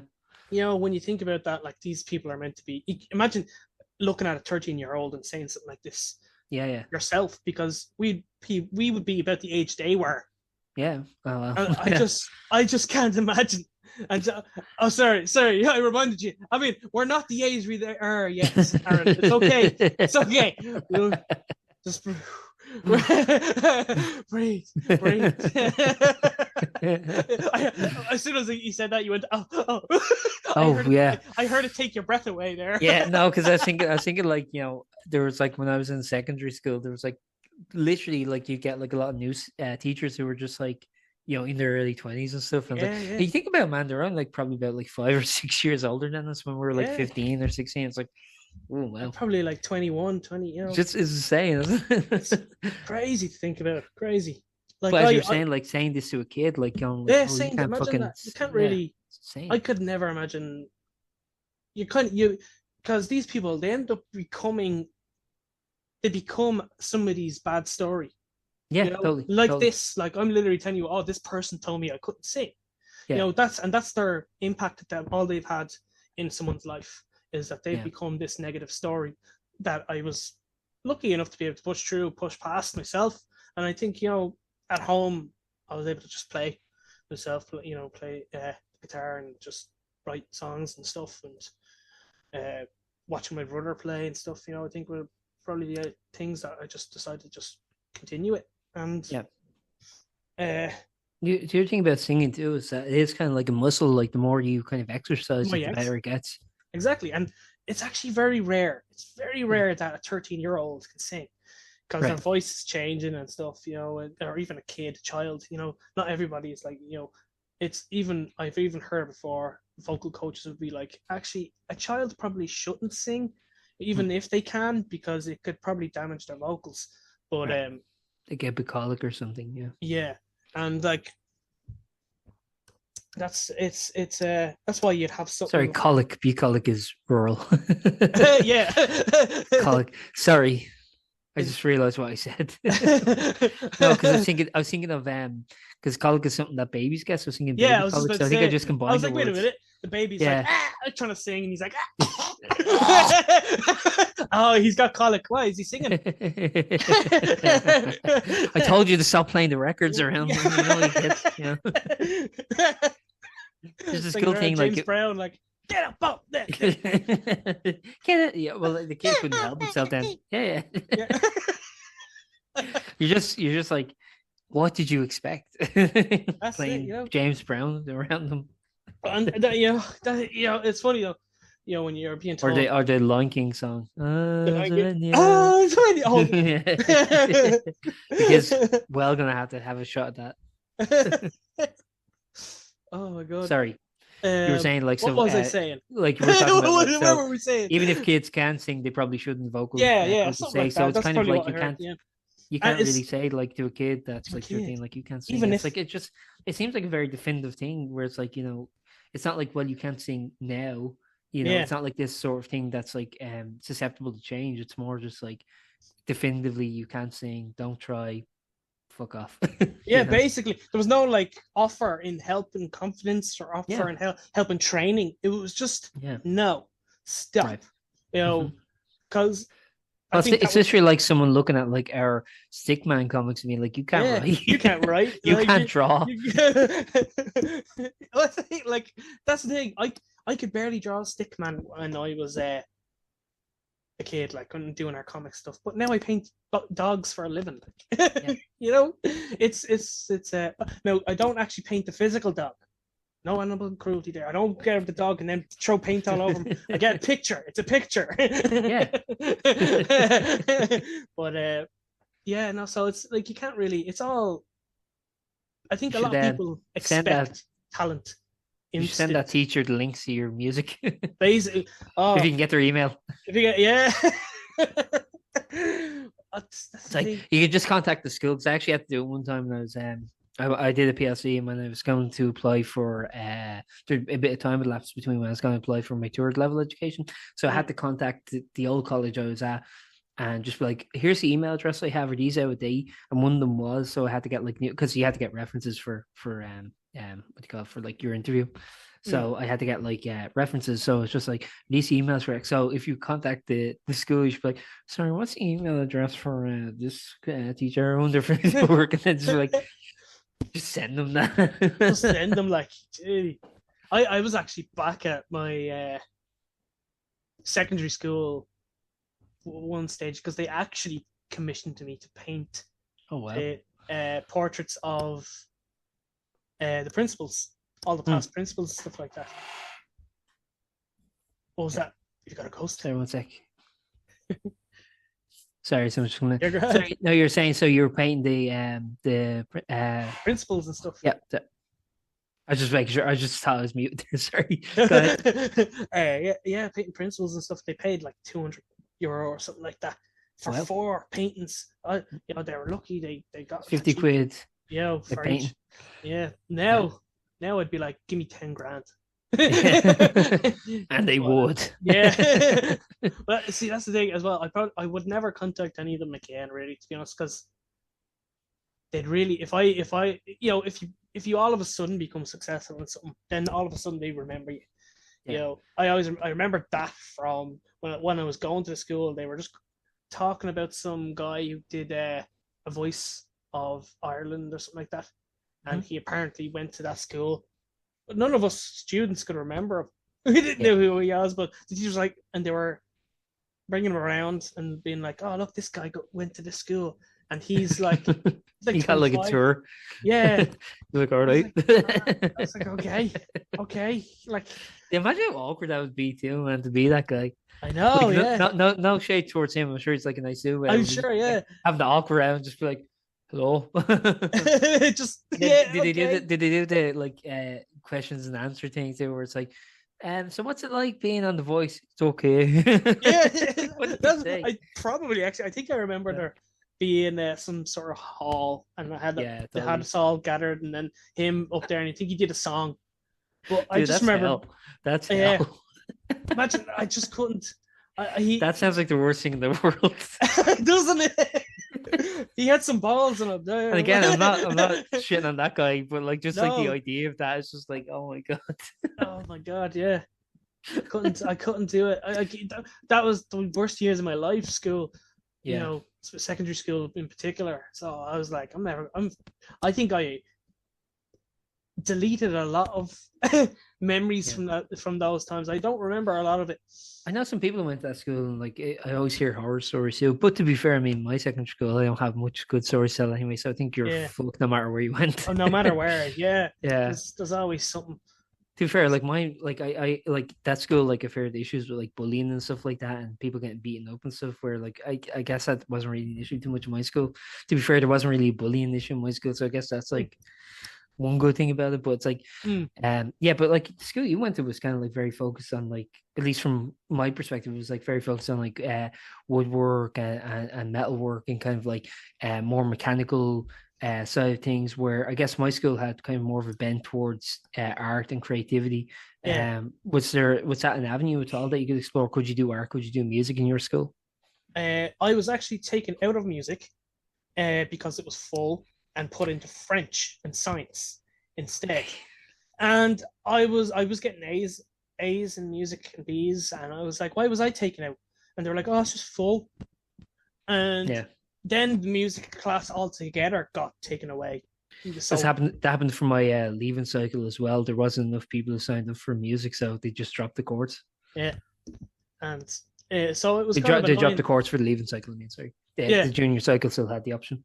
Yeah, I think because I remember it'd be a lot more simpler anyway. It was a lot more basic when in the junior cycle, and then they were like, "Oh yeah, no, I was kicked out of it in the senior cycle, and then it was dropped." Like a year later. But that's insane. It was crazy. I ended up refusing to go to French class because the teacher was a bully. He was insane, and he was a bully. So they were like had this big meeting thing with me and my parents and stuff, and like they were like, you can't not go to French because you need it to go to college. But I was literally like, no, just no. It was like the first time I ever spoke up for myself as well. So it was kind of like I was finally not being the quiet uh Ryan Ennis, the quiet Ennis. I was like, I want to kind of. So he took me out of music. It was one of the things I liked, and they could put me in French. So I ended up just going sitting in the canteen and just doing homework, so I didn't have to do it when I went home. And I think I remember one time the vice principal came in and he's like, "What are you doing here?" And I just looked at him and I went, "I don't do French." And he's like, "Okay." And he just turned around and left. Like, okay, then, But I think I kind of just developed this kind of cheekiness, but at a very low level, only if I felt they deserved it, because I was still only if you felt aggrieved. Like it's not like being a prick. Yeah, it's I think that's an important thing that like needs to be differentiated. It's like, there is one thing of being like just contentious and argumentative for the sake of it, and there's another thing of like, no, I'm standing up for myself here. Like, fuck this. Exactly. Like there used to be this chewing gum fine they had. Yeah, I think we had something similar. I actually wasn't chewing it, and I was in maths, and I think I was like, just right, in the classroom, and there was this particular maths teacher, and she wasn't a good teacher. She was chaotic, and she couldn't control the class. And she just looked at me and said, "You're up, and you're chewing gum," and I was like, "I'm not." Yeah. And she ended up putting my name on the fine thing, and then one day. So what was that? Be like 50 cents or something like that? No, it was like fiver or something. Or what? A fiver or a tenner or something like that. That's insane, man. We used to have like, I think we had something similar, but it was like, it was change basically. Yeah, I think ours was a fiver. That's mad.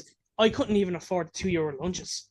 Yeah, that's mental. So I was like sitting there in this after school study thing one stage with about half my year, because they'd split up into like 3 classrooms.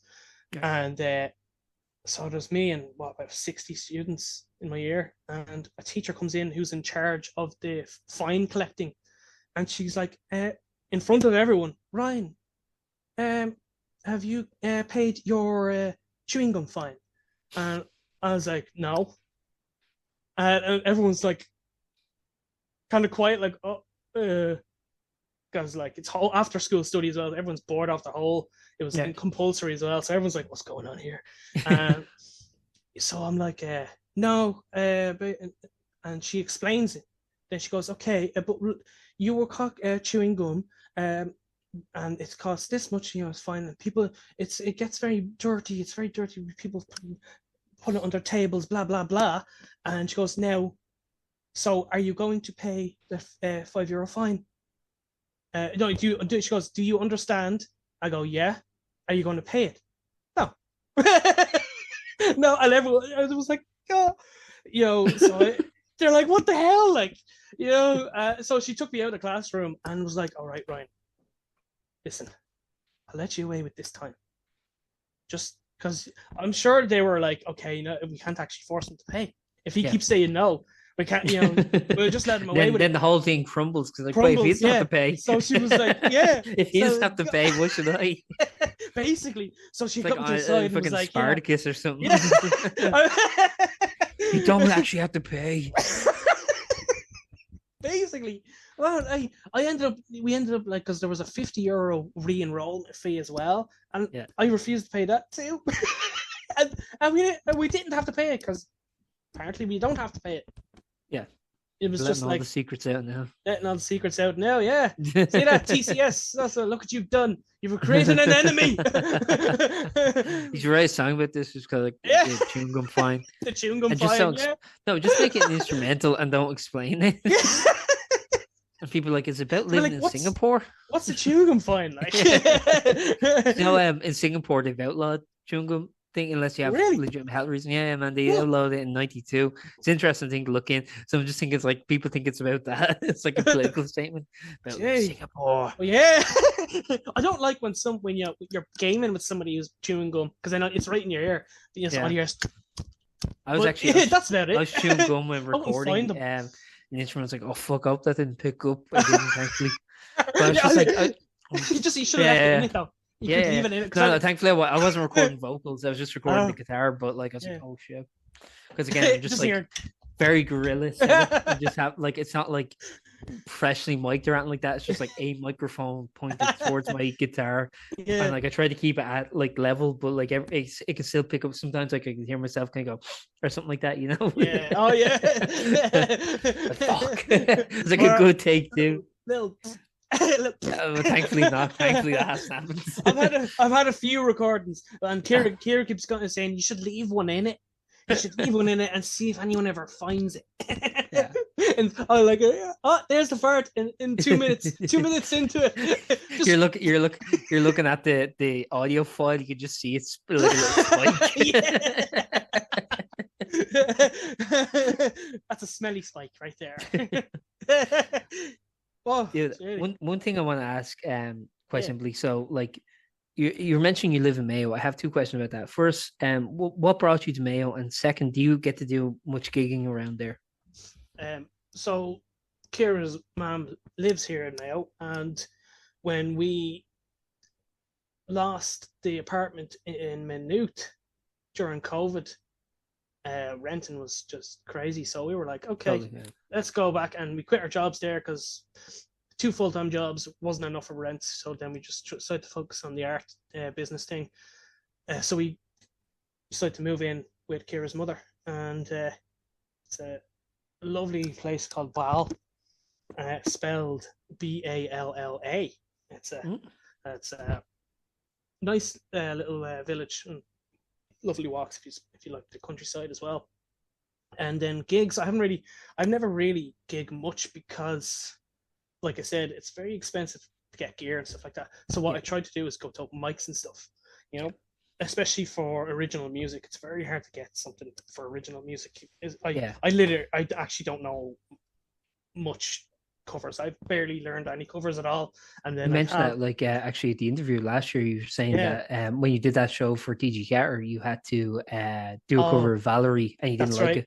Yeah, I couldn't. It was very hard to learn and to play a song that wasn't my own, like sing and guitar at the same time. It just felt awkward because I was like, it doesn't sound like the song, or it doesn't feel as personal. Doesn't feel as personal, but so it's a big. I'm more, my thing is I'm a singer songwriter because I wouldn't be a fantastic guitarist or anything like that, Yeah. So I'm like, I like to kind of just do my own thing. If you want to listen to Ed Sheeran, you can listen to Ed Sheeran. Don't listen to me sing Ed Sheeran. You're wasting your time. But it's like telling like Leonard Cohen that he has to do like Hound Dog or something. Yeah, it makes no sense. Literally, yeah, that's it. I can't really imagine like Leonard Cohen or Nick Drake just going out and singing some mad, big song. Even though they're fantastic musicians themselves. Totally. Yeah. But I just like imagine Nick Drake, that real soft, deep voice, just like, I went for a big job in the city, working night and day. Yeah. I can't see that, but I imagine they probably would have done some. Actually, that would kind of go the big wheel keep on turning. See, it works though. Rolling. The example you use actually kind of works. Actually works. Yeah. That was a bad example. That was a bad example. I apologize. Now I want that. Bring him back from the dead. God damn it. Yeah. We do like a seance and then just give him like the music, and like part of the thing is just like the music sheet for the song. It's just like part of the like in the pentagram or whatever. Oh man, I love every album of Nick Drake's. Every one of them is perfect. Yeah. But yeah. We were saying, sorry, that you don't really like gigging. Yeah. So you don't really get to gig much, and don't gig much anyway, but I do try and do open mics. There's one really big one here in Castlebar, the Bridge Street. Castlebar is a really great music scene, doesn't it? Oh, definitely. It's been picking up now, especially for folk kind of singer-songwriter stuff. Not so much like, it's not as eclectic. You wouldn't have a lot like punk or heavy metal. It's not totally. It's kind of, so it's very particularly good for in the music scene for singer-songwriters anyway, for sure. Folk and stuff, you know, and whether it's Irish or just plain old acoustic kind of stuff, you know. So but there's one called Bridge Street, and I went to it there, and it's just some great musicians, young and then others that have been playing for years, and so I was like stalking the guys that are organizing it. I'm like, hey, I'm a musician, you know, because it's very hard. It's very hard to get into because it's booked up all the time. But the crowd fills in, you know, and it's. It has to be kind of like the Ruby sessions over here, kind of like similar to that. It's even better, I very rarely see like these people that showed up weren't people who knew the musicians. They just pay, and it's paid, so I always thought that was amazing because I didn't really see much of that in Dublin. I remember going to loads of open mics in Dublin and even in Maynooth and stuff, and I'd be getting up and, you know, there'd be loads of musicians playing, but the crowd is the next musician who's getting up, you know. But here it was like people literally paid to watch original music. I noticed that too, actually. A lot of shows, like, people go to support their friends and then just like chat during another act. It's like so disrespectful. Oh yeah, I find that really disrespectful, man. I find actually to either talk during someone else's sex. Like, literally, I've seen that where it's like someone doing acoustic and they kind of look at the person talking and they don't really say it initially, and then maybe they have to kind of say something like, sorry, you could just, you know. Some people have been kind of like more pleasant about it, other people have been a bit more contentious, but it's like, guys, shut the fuck up, you know, like the person talking. Or the other issue is like sometimes people just dip once their friends are done. Like, when they, I don't know, I think you should be respectful of things. All leaving, like, and I always remember that. Like, you see like a crowd that's like really disrespectful, I think. Just the whole crowd just walking out, and it's like, come on, like, where he's going? Give me a shot. Give me a shot. But that's what I like about this kind of Bridge Street kind of thing, because, you know, it's real personal. It's all quiet. Everyone's real, literally just there to listen, and everyone that's invited to it is it's brilliant. Like, you know, that's probably why I haven't been invited to it. You know, now I think about it. No, but no, it's so it's like, you know, quiet acoustic music. Even if don't have a DI, they can't plug it in. You can still hear it. Mic, you know, and that's one issue I used to have. You know, you go into an open mic in Maynooth or whatever, and I'd be like, oh no, my battery's dead, and then they'd be like, you know, so you try to play and you don't play any finger picking ones because you won't be able to hear that, so you try to play loud strummy ones, you know. But great atmosphere for the music scene down here. Like, are you ever tempted to go to like nearby counties like Galway or Sligo around and do like shows there? They also have really great scenes, obviously. Definitely. The funny thing with Sligo is, you know, if you want to get a train or whatever up there, you have to go to Dublin first, even though I'm right next door. Really?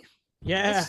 That's crazy. That's really kind of a little bit out of the way. Okay, you know? I kind of get that, like thinking of where the tracks kind of, the train system in this country is a bit antiquated. It's a bit funny. Yeah. So I'd love to, even Galway and stuff, but I'm not in any rush to leave it anyway, because Mayo itself, even so near, you haven't conquered it yet. You haven't. I haven't conquered it yet, and it's so. Once you're the High King of Mayo, then you'll do it. Yeah. Once I have my own little army, you know. Yeah. But, like, you know, other than that, you know. Bring the out of town support with the Ryan Ennis t-shirts. Like, oh gosh, big band symbols in their hand. I can't believe you came all the way to Cambodia just for me. Really, you imagine that's what the Killian used to say. He'd be like, oh, imagine us someday filling up the Tree Arena. And I was looking at him like, oh, Jesus, you have great hopes. You know, I always love, you know, when people like go just like on a holiday to like Thailand or something, they just bring their guitar with them, and then it's like, oh yeah, I play these international shows because they do like some open mics or something like that. I'm like, that's cheeky as shit, but I love it. Well, even like if they go to Spain or something like that. That's called faking it until you make it. Dude, I respect that, man. Just being like, if that works, I went to Barcelona on a 2 week holiday, and I just brought my guitar, and I went to a couple of pubs and played some shows. Yeah. Now I can say I've You played could in say you Spain. toured. Yeah. I can Yeah. say I've toured. Oh, I went to Hamburg for a weekend, and I did a gig in a cafe. The Beatles did it. Yeah, man. Yeah. We all got to start somewhere. But dude, I think that's like I think that's really cool. I'd Just love like, to do you that. know, That'd be class. yeah, man. I'm going to Vietnam next week. I'll bring my guitar. Bring my Just guitar, yeah. yeah. Oh, I did a big show at the beach, you know, like everyone at this beach in Vietnam was just coming around, just talk, like, you know. There must have been at least 60 people there. Yeah. I was counting them as well, you know. Because like I forget where I've seen them, but definitely if you ever been like on holidays and you see like basically an empty amphitheater, actually you can kind of see them in Bray too. You don't even have to leave the country. And it's just like, I just picture, like, imagine just going there and just playing. It's like, you know, and you just like, I did a show. That's it. I remember when I was a teenager, I was 17, so playing the guitar, and it was kind of at the stage, you know, where my dad, you know, they're like, you know, you must decide what you want to do for a living, you know, we got to get money into the house. And I remember the whole argument stuff. And then they were like, your music won't get you any, you know, money. You need to get money. So I was having this big tantrum, and I was like, okay, I'll get you money. And I took the guitar, I went down to Dunn's and I started playing the guitar. I made like €20. But I was told to leave. Yeah. I was told to leave. It's private property, isn't it? So, yeah. But I came back and I was all like, yeah. and I just went back to change and the notes on the table, and I was like, there's your money. Oh, that's sick. No, there's your money. And it was like, you know, it's only €20. And then my brother was like, nah, you're making it up. You probably, I think that was your own money. Yeah. The disrespect. Yeah. I was like, but no, I can't win. I can't say, yeah.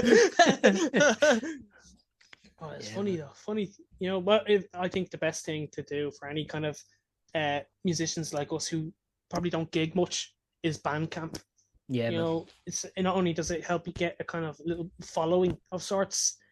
There are people out there like the people who go to Bridge Street just to pay to listen to music.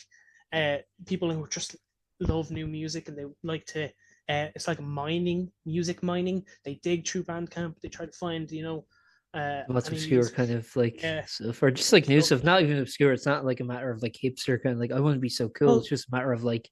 Well, maybe there's part of that, but like. But what I was thinking was, you know, if the likes of like, any kind of musicians from the 70s that were huge, like James Taylor or whatever, if they were around today, they wouldn't be in the charts. They'd be on Bandcamp. You know, these kind of things. You know, I think that's always kind of funny to think about. It's like, would they have made it today? It's kind of harder today because I think it's easier for anybody to get their music out there because you can be your own recording studio or whatever, you know. It can also feel somewhat like kind of impossible, like because like I'm not, you know, trying to make it in music. I'm literally just putting something out just for I'm just putting something out for like a creative endeavor basically, or just a memento for myself, just something like a document kind of like that's my intent with it. It's not like I'm not trying to be big, but I was thinking 100%. Like, you know, if that is your intent and you're trying to like make music to get seen or to get noticed and to get thing, it's definitely possible, man. Like it's definitely like you can do it, but it's just like there's so much competition that it's like I think it's like it might be a little overwhelming. You know, I think people should tailor expectations and just make art for art's sake. If you think something's good, I think no matter what there is just so much good stuff that just kind of I think goes by the wayside, man. Like it's crazy like how good musicians have become in Ireland. Like, dude, you go to just a local show, fiver in, whatever, and it's like you can hear like some of the best musicians you've ever heard in your life, and it's like it's like you and 15 other people, man. It's just like why aren't people like focusing on this, man? And actually, to be fair, I think the media is getting a little better. I think like Irish radio in particular is getting a little better at supporting like local artists. They're getting There there was a because for huge a long criticism for a time. year. Yeah. Dude, that's been a huge criticism forever. Actually, RTE, to be fair, have always kind of done some kind of local thing, but even like Radio Nova, things like that, like Mm. other avenues are kind of like trying to like dedicate more time to Irish music, to local music, to unsigned artists, and I think that's Yeah. great. And that's something I definitely want to support and think it like should absolutely be a thing. Because like, again, like I don't think we should regulate this. Like, some countries like France and stuff, they have like actual regulations saying no, you have to, if you want a broadcast license, you have to play so much French artists and stuff. But Yeah. I don't know if it necessarily go that far. But I think it should be like a thing where if we put the pressure on and I there is a think demand there, I it'll think you're definitely right. kind of come along. Yeah, because I think you're right. Because like I think for a long time there was never really much support for Irish musicians. Like Yeah, because if you look at a lot of the Irish, as they'd say, the Irish greats that you can think of, loads of them are quite old. You yeah, know, but you got some few that really broke out. Like Hosier or even Gavin James. Like, and I met Gavin yeah. James when I was in Walton's, and he's an Okay, cool. absolutely sound lad. Like, Yeah, and but that's it. Can't really think yeah. of much others at the moment at the spot.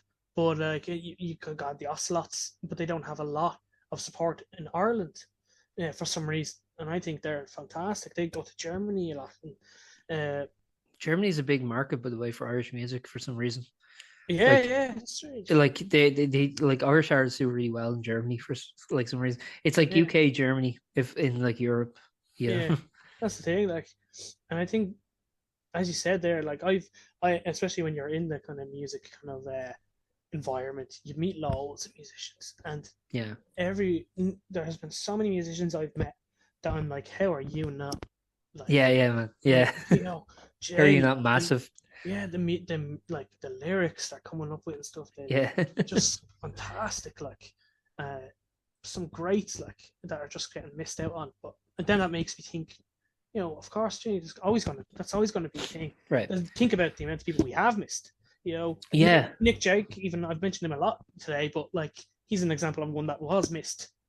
He was missed when he was alive, definitely. Yeah. You know, Well, you think about like even going to like a music shop, man, and it's like if you're just like scrolling through records, which I like to do, but it's like how do you know? Like you put yourself in the place of someone who's like in the 1960s or the 70s or even the 80s or whatever, and it's like you just go to a record shop and like yeah, they might like if you can even get your album distributed, yeah, you're still scrolling through and you go, well, how do I know if this is good? Like, how do I know if this like random ass record, like the cover is cool or whatever, but like, how do I know if the music's good? How do I know if I want to fork over music for this? yeah, Where now I think like we have a bit more kind of like free reign where it's like, okay, you can throw something on dreaming. without the financial commitment to it. Mm. But simultaneously, it's like, but now you're just like overburdened with stuff. You're like, okay, it's not so much finance anymore. It's not like my kind of limitations is the money I have. It's more Yeah, so my limitation is the time in the day because I can yeah, literally spend 25 hours of a day yeah, listening to music if I wanted to, if yeah. I didn't need to sleep. That's it. Like literally, I think that I completely understand that because sometimes I feel like I'm addicted to music. To be honest, Yeah, if I'm yeah, addicted to anything, at least it's healthy. yeah. And That's one thing I try to do with, man. It's just like stop just because I have a propensity when it's on my own just to listen to the same records and stuff that I already know I mm, like. I think it's important to break out of that and go, I'm going to give some other stuff a chance. yeah, yeah, that's the thing because it's Do funny you have that because as well? that's it. Like because I kind of buy loads of vinyl like and I think in the past 2 months I've got a few new ones. Like there Ah, you've got sick. Sufjan Stevens, and that's one, especially in the last couple of years, has been one of my favorite albums. But Yeah, that always changes. yeah. You never have a favorite album for my entire life. Because then you have It's difficult to even have a favorite Beatles record for your whole life. You know what I mean? exactly like so it's just whatever you are in that moment you're listening to and Yeah. stuff. Now, like What's Astral inspired Weeks as you? well. I Yeah. absolutely love Astral Weeks.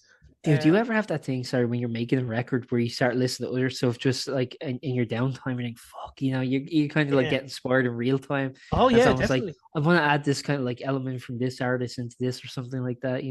Yeah, no, definitely, It 100%. can kind of be a little difficult when you're creating music because then you're like shit, like I have to stick to the vision, or do I kind of like mess with it halfway through, or like Yeah. what do we do here, like to add these elements and stuff like that. It's just like it's I think it's so difficult not to get inspired when you're Ah, doing something. absolutely. Like everybody was inspired by somebody. Yeah, The man. fair you keep going back, like even the Beatles. Everyone goes, oh, like everything kind of Yeah, stems back to the Beatles, even though somebody who says they don't like the Beatles, they were influenced by somebody who was influenced by yeah, them and was yeah, influenced by, and but then if you go back to the Beatles, they were influenced by someone, Bach or yeah. the Everly Brothers or Elvis, and then same Totally. again with them. There was influence, and it just keeps kind of going, and uh, so like when you have people, being like, it sounds like you're copying them and stuff. It, make like what is You use an A chord. How dare yeah, you? you use the A chord. There's only so many chords I have left. You showing Oh, me you use a G chord. Okay, you want to be Ed Sheeran. you want to? Oh yeah, but that's the funny because you have like what I'm saying, that album, One for Sorrow, like Yeah.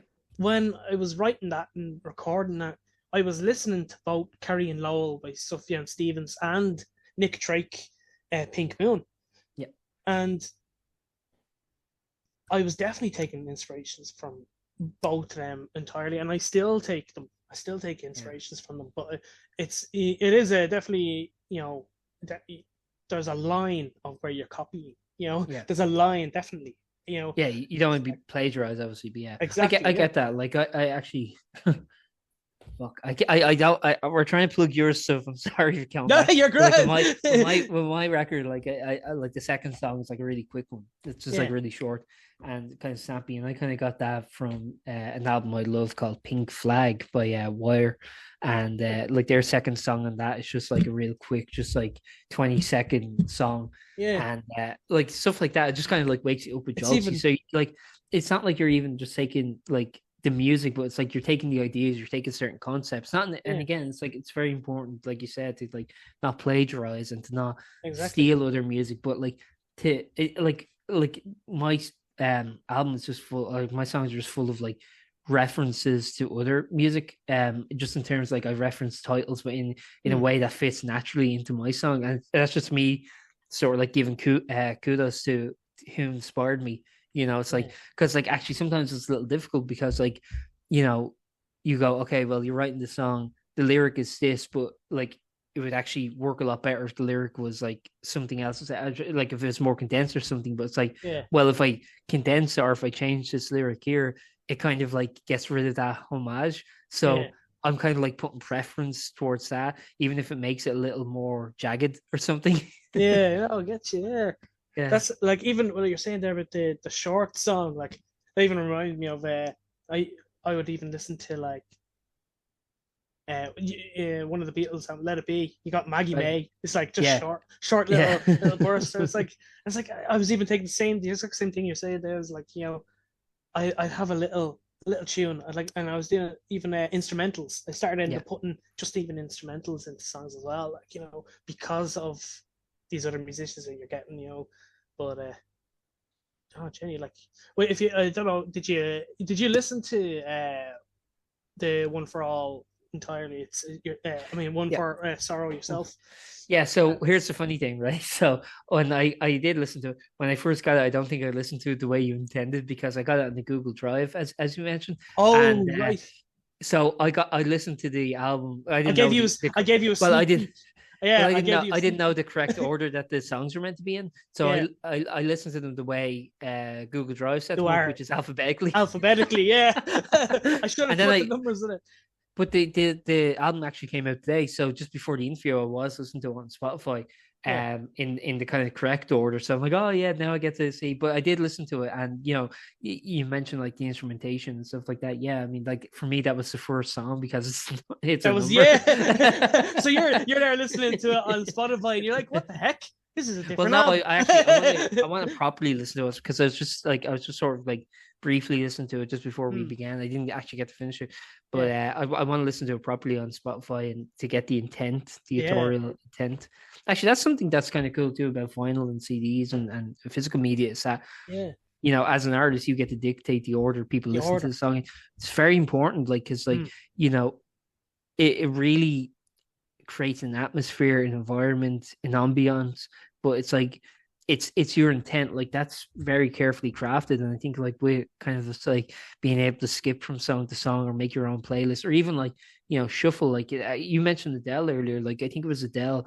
Kind of complained to Spotify that like they're putting her albums on shuffle, or not just her albums, but artists' albums in general on shuffle automatically. She was saying Yeah, no, it should be the way it was intended for us, it's and if people want to exactly. shuffle, they should have the option. But like Yeah. it should be an optional thing rather than just like automatically starting that way, which I absolutely agree with because like Oh, there are definitely. probably albums I listened to for the first time that I didn't know were on shuffle, so I Yeah. fucked up the order. What's the thing? I probably did that with like You can't really listen to Dark Side of the Moon on shuffle. You exactly, know what I mean? It's exactly. like, and I It's think like that's the what I thematic really like intent about is so vinyl. important. Yeah, Yeah, I think that's what I really like about vinyl because it really uh gets you involved with the music as well. You kind totally. of because you have to flip it as well, but it's like Yeah.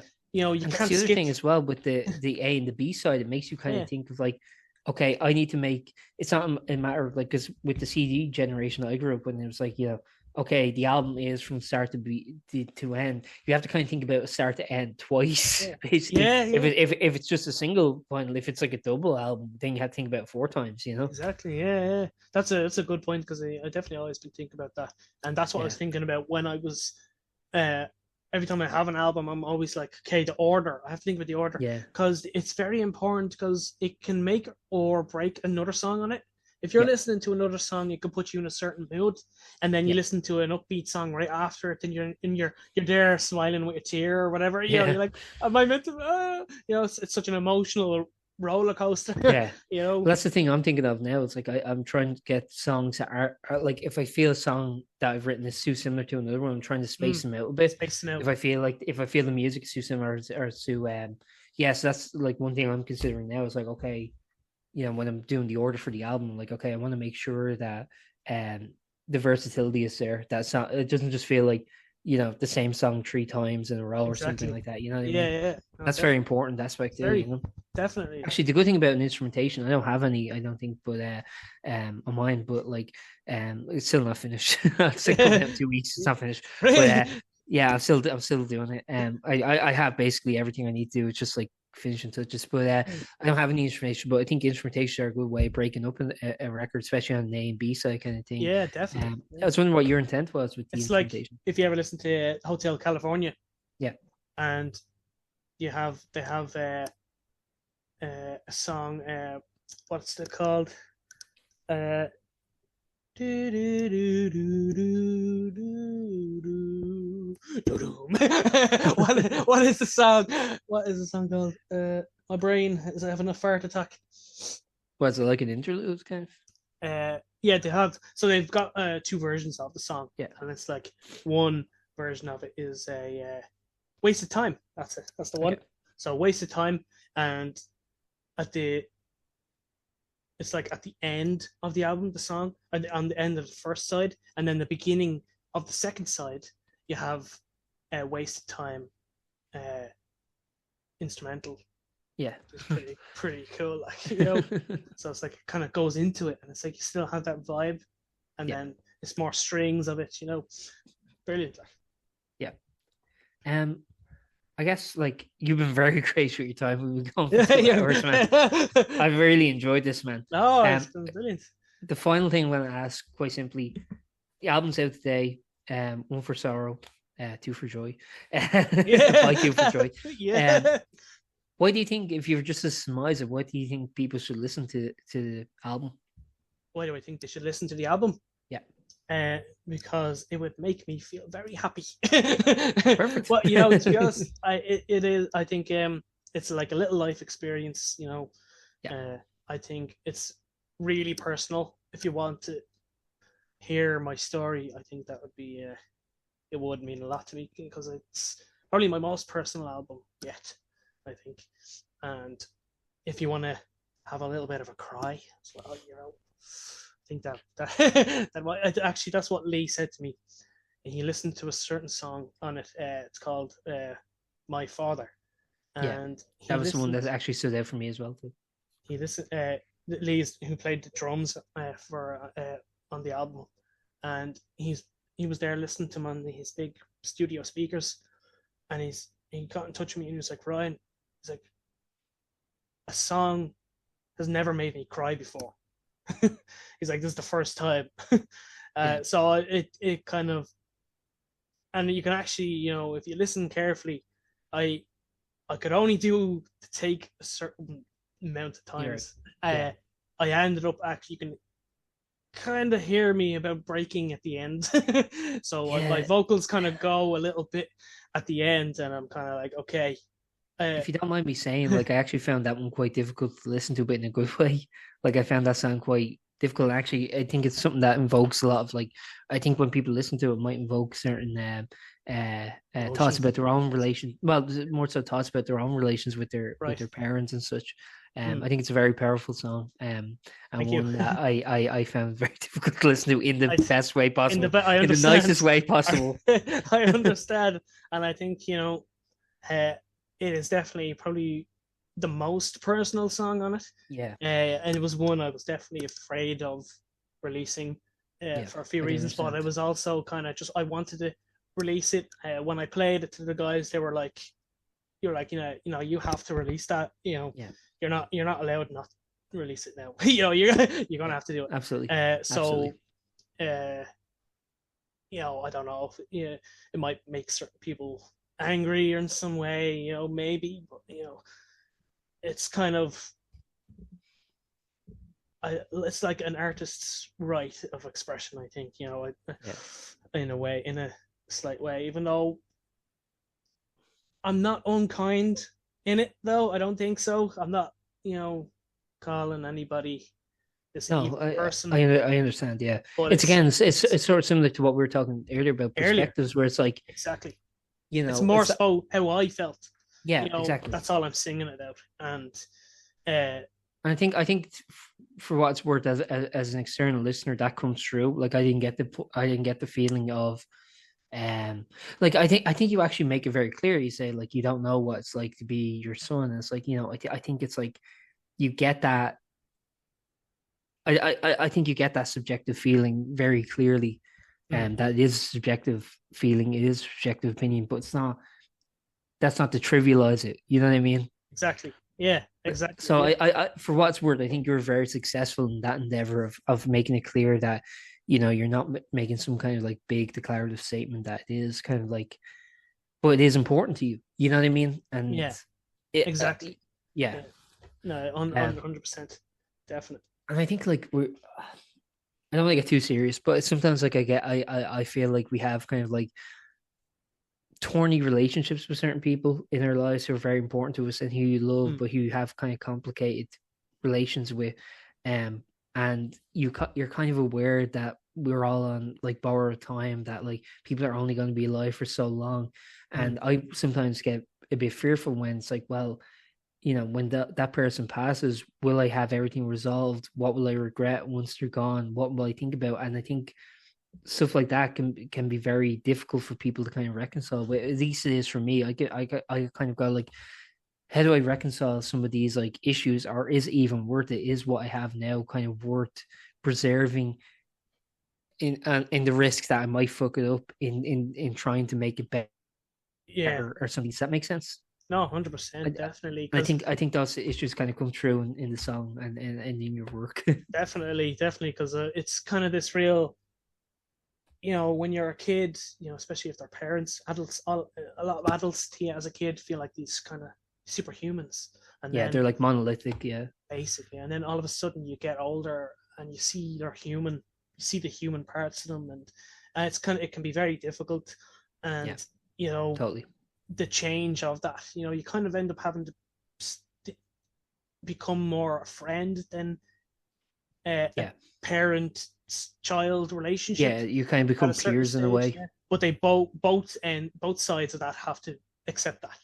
If one doesn't, it can't kind of, it gets too messy because or you have the other issue where it's like, on the one hand they want to treat you like an adult and what do you call it, as a peer, as an equal, and then the other hand it's like, well, they can still use that child parent dynamic when it suits them. It's a very precarious position to be in, like trying to get you into work or whatever, trying to get you to bring money into the house, and I don't think that's a healthy way of accepting that somebody's becoming an adult, because that's not Yeah. what becoming an adult is about. Right. To be honest, when I look at adults, I still see kids, or just Yeah. hairier. You know, Yeah. I which think we're all kind of like, again, as we're kind of saying, like fake it till you make it. I think like a lot of people are just keeping their head above water, and yeah, no one wants to admit that. admit that exactly. Yeah, like look at us, we're on a giant floating ball in this deep Yeah. dark abyss, and everyone's like, "Hey, make sure you pay your bills." You know, Well, that's the thing. Everyone, it's like you have to. There's an expectation. Like one day you're a kid, and the next day you have to understand how economics work. You have yeah, to understand the economy. You have to understand taxation. You have to understand, I don't know, geopolitical issues. You have to yeah, understand issues about immigration or issues about civil liberties or whatever. It's like what? yeah. That's the thing. Like it's a shock to the system, and then anybody you kind of look at who thinks they know what they're doing, they really Yeah, don't. You know, yeah. I really. think also like this is such a weird example, but even you were kind of mentioned when you're working at Walton's, if a customer asks you something, you would confer with another person and say, "Sorry, do you know this?" Like, I think as an adult living in the world, like you're not really allowed to do that. You're not really allowed to go, I actually don't understand finances. I don't understand all Yeah. these kind of issues.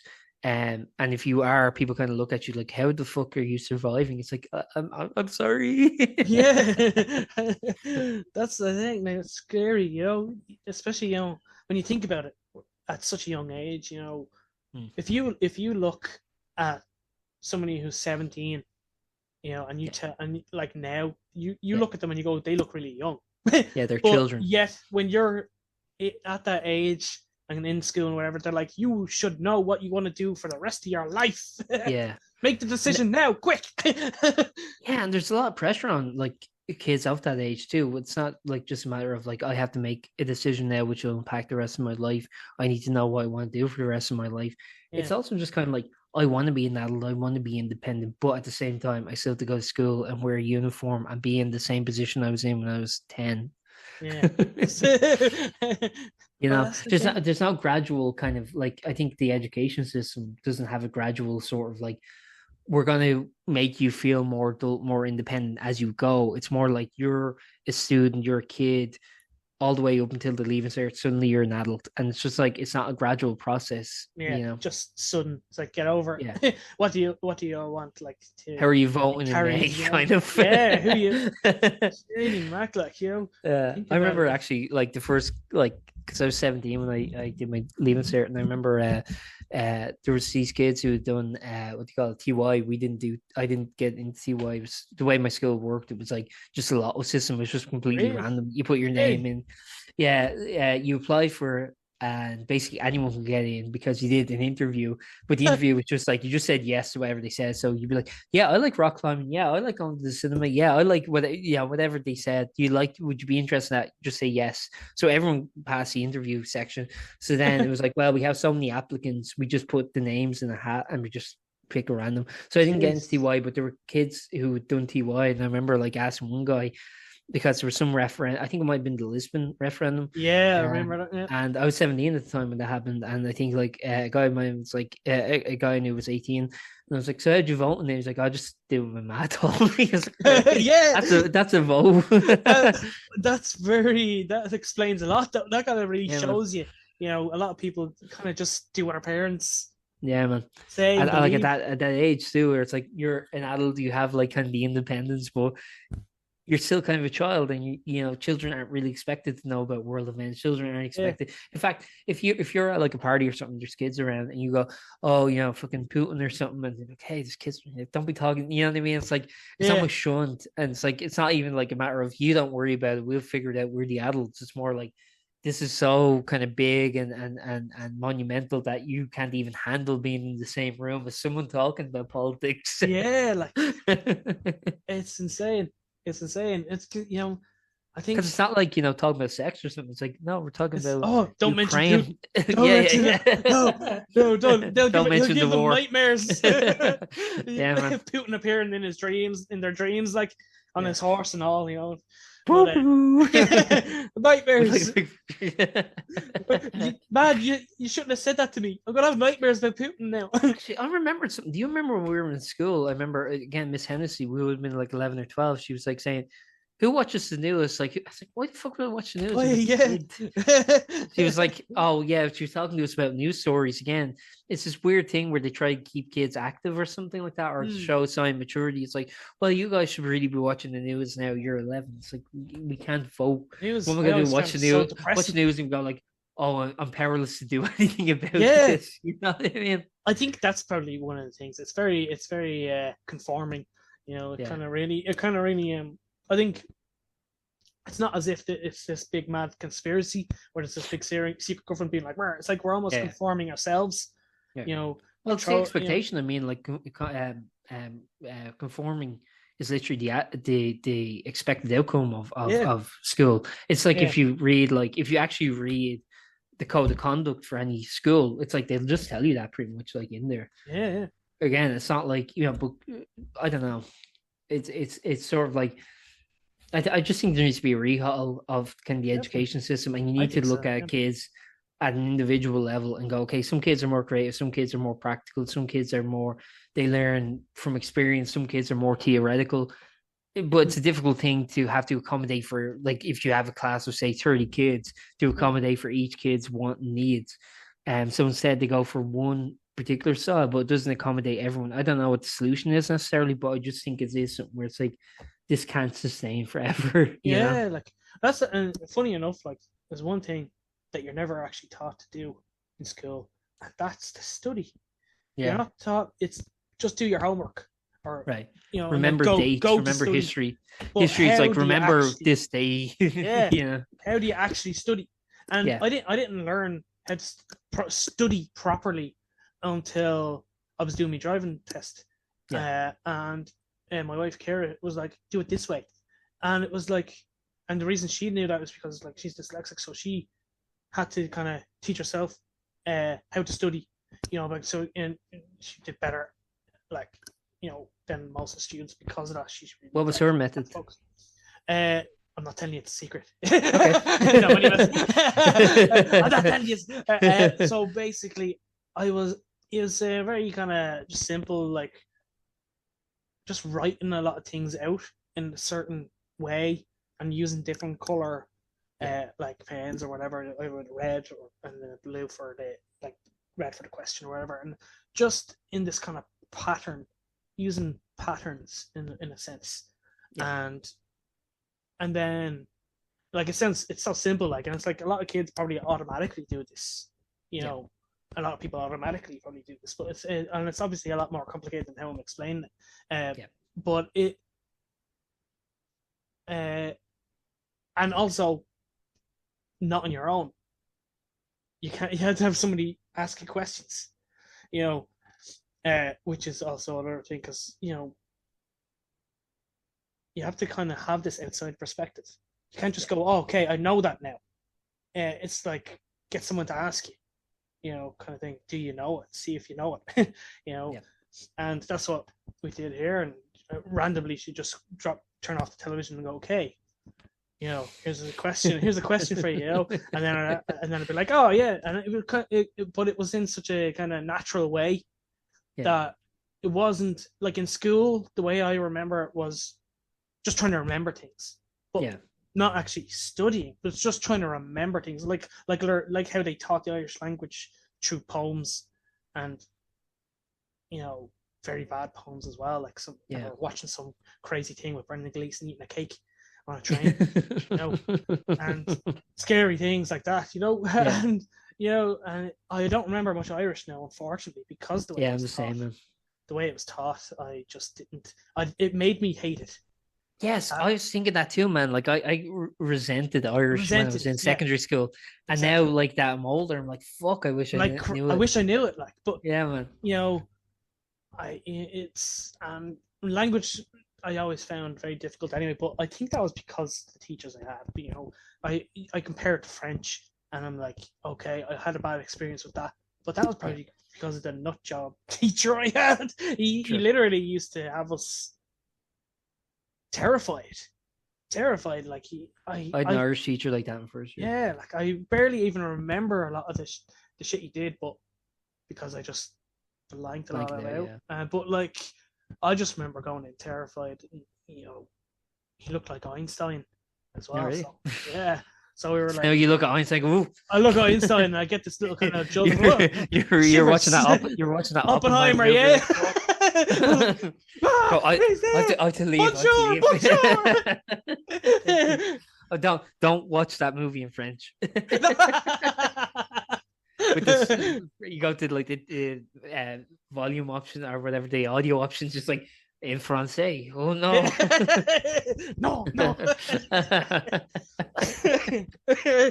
And it's a beautiful language, and it's like it's such a shame because these languages. And it's useful too. It's very practical. Exactly, like and it was just a loss because I was getting taught by this bully, but I think also if they didn't take me out in music like that, I probably wouldn't have been as angry as well. Yeah, because that makes you resent it too. I resented it a lot of things to do with school because they were just like they just had bad. You're just pricks about it. Anything, basically. Yeah, I get you, man. Yeah. Okay. Well, man, we've been going for a while, and I don't want to take up too much of your time. I know. I enjoyed it. I really did too, man. The final thing I want to ask simply is 2024, just beginning, new year, new dawn, new day. It's a new life for me, and I'm feeling good. My question is, what do you have for this year coming up? What do you have planned? I want to do more music. Planned. Oh, well, 7 albums, I don't know. Yeah, well, actually, to be honest, I had a plan for an album a month. Okay. Or EP. But I'd probably need help with that one from a few of my music buddies. But it's more of a plan than anything. If I can do it, I can do it. If I can't, that's okay. But other than that, I still have other albums planned as well with the guys. I'm hoping to get recording with my brother, my older brother Joey. He's written some fantastic songs, and I'd like to grab him and kidnap him and basically get his songs on on the album. I'll be lots of music planned. Yeah. You guys should break into Windmill like 3 a.m. basically when there's someone around. That'd be some story, wouldn't it? And then just like like the security guard coming in. It's like, what were they doing? Were they stealing equipment? No, they were making an album. Making an album, yeah. As far as I know, it's all their stuff. That's this could be the next, Beatles on the rooftop thing, They go, I tell a lie. I tell a lie. They sold a cup of coffee. Let's get. And what about plans for yourself? Myself, well, I have my album coming out soon. I'm hoping I have a deadline. I'm hoping I'll hit it, but I'm not gonna say just in case I miss it. But I'm trying to get it out before I'm 30. You already said it. Yeah, my birthday is the 31st of January, 31st. So I'm hoping to get it out the 30th. But who knows? We'll all say happy birthday to you, Simon. Let's see if we because this will be released as a recording, but we'll see if I can get whoever's listening to just say happy birthday to Aaron. Ooh.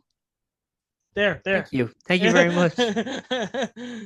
And so I have that, and then once that kind of goes, I'd like to continue with this, and I'd like to build my website up, so hopefully get some interviews. I have some good stuff coming up, I think.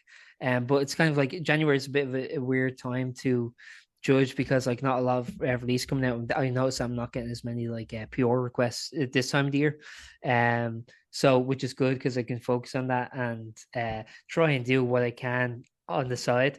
And then hopefully after the album comes out, I can just spend time on this and just like whatever happens with that happens, and just like doing other stuff along the way. living life, man. Living life, man. You know what I mean? Well, I'm excited. I'm really excited to get this out, kind of, and just see what people think of it. Like I said, it's a proof of concept before anyone gives me shit for how it sounds. That's my defense. I'll send you on like one of the ones I have done or something. Send me on, and then. I'll send you on a sneak peek because I don't really have a lot of them aren't finalized yet because like when you're exporting you have to have the album number. It's like I don't know the track number, yeah. The number, So yeah. I don't want to be exporting too much because like Yeah. I don't want that in the metadata in case like I change it. So I haven't committed to a track order yet, basically. Mm. But yeah, I have most of the album done at this point. I just have a How few many more songs songs? I need to. I don't know fully yet. I haven't committed, but I think it's going to be about 15, 20 in that range. Wow. Yeah. Yeah, That's it's a big long one, but album, like I said, but they're short songs, so yeah. it's not that long. But like I said, they're only proof of concepts, but they're stuff that I've been sitting on for so long. Mm. But it's just going to be like, it's just going to be, all kind of like coming out at once. Because like I just want to have a one done kind of record, and then if people have any interest in it, maybe I'll do more afterwards. Yeah. But Even man, what I even find is even if they don't have an interest, do it anyway. Yeah, man. So I especially on what you call SoundCloud, it's kind of hard to get noticed for a while on SoundCloud, but I definitely recommend Bandcamp for you as well. Yeah, man. I'm looking into Bandcamp as well, just as a means of revenue of it. Yeah, exactly. Because like I don't expect to make shit off. You can even do these free promo codes on Bandcamp, like that's what I did for One for Sorrow for when it was released on Bandcamp early, and then it gets downloaded by loads of people.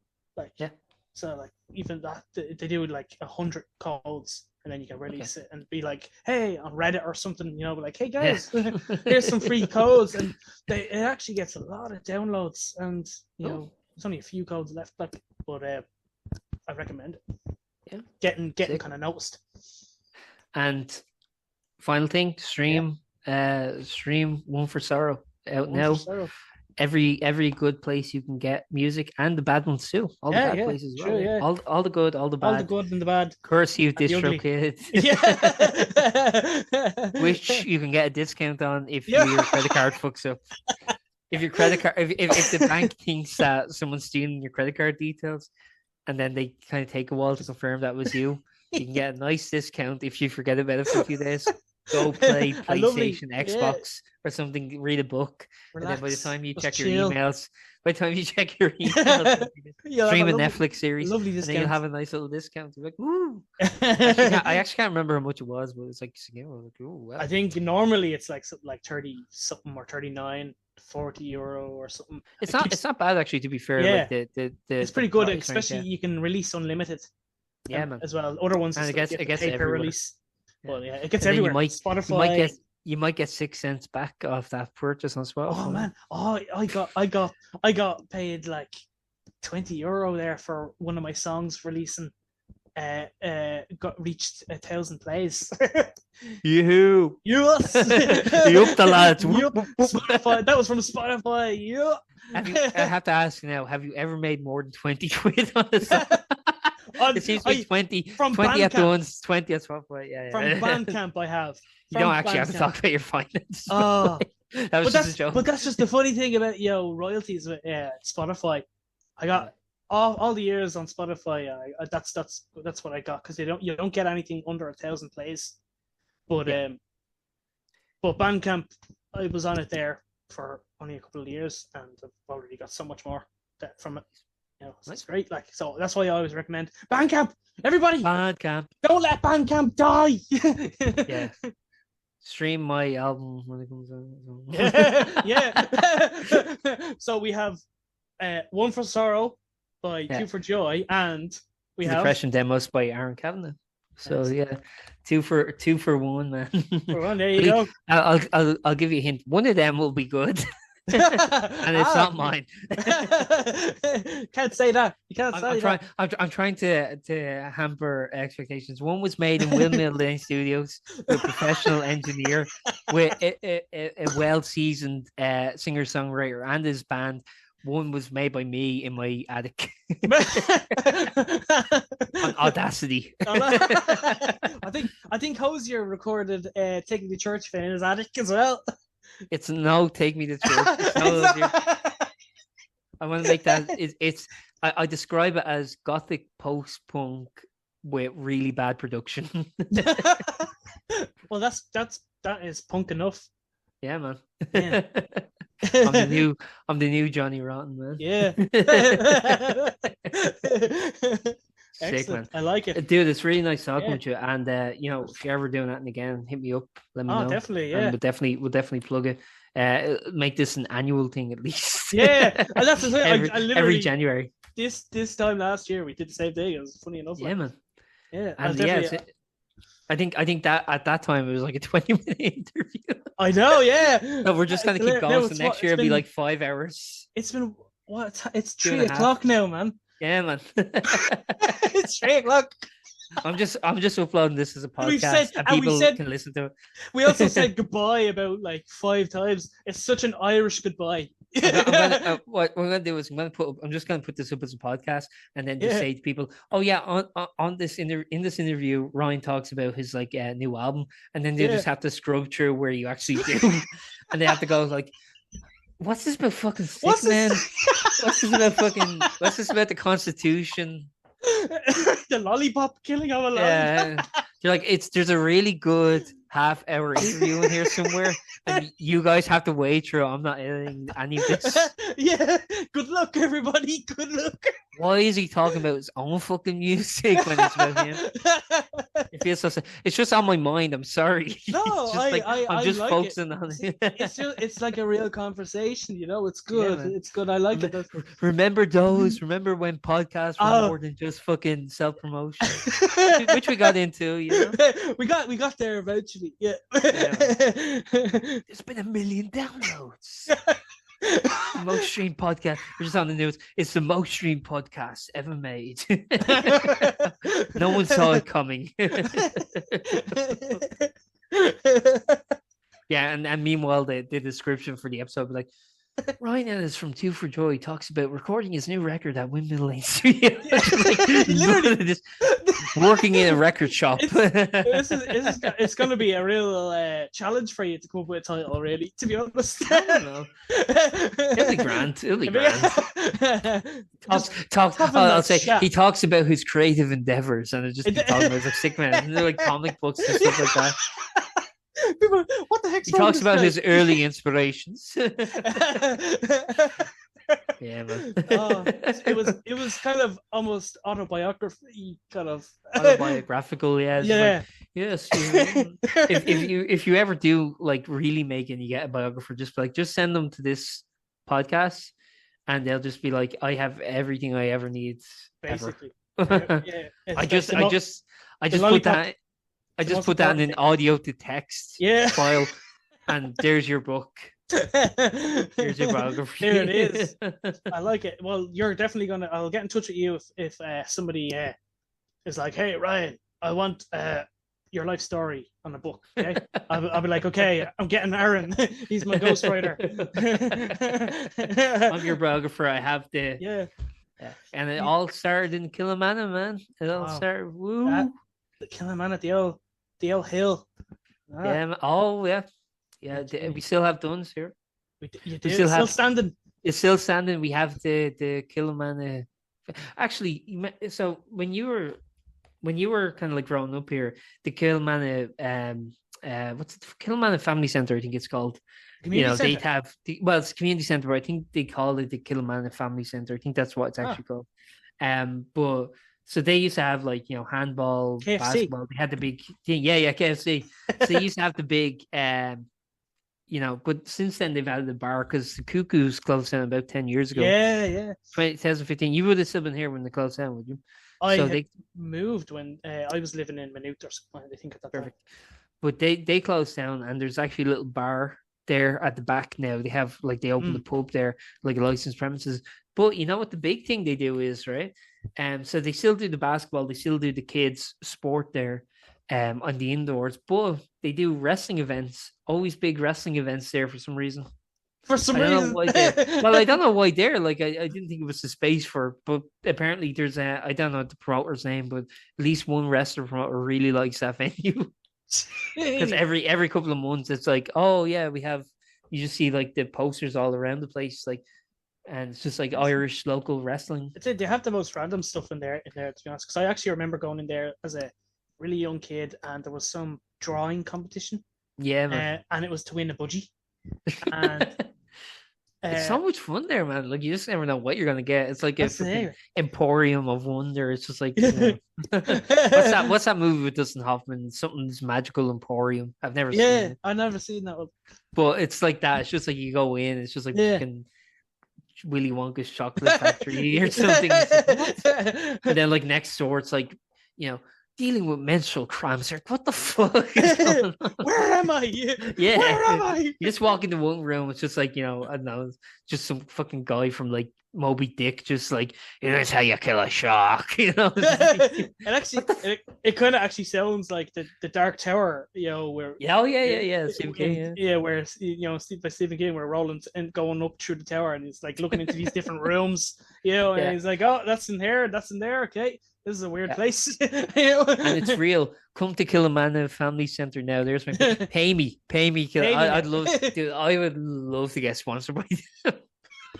I would love, like, today's episode is brought to you by Killamana Family Center. If you're having a wrestling event, if you're having you want a drawing competition for a budgie. Yeah.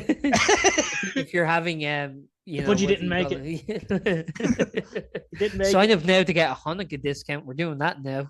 There is some religion. They do some kind of like religious ceremony things there too. It's insane.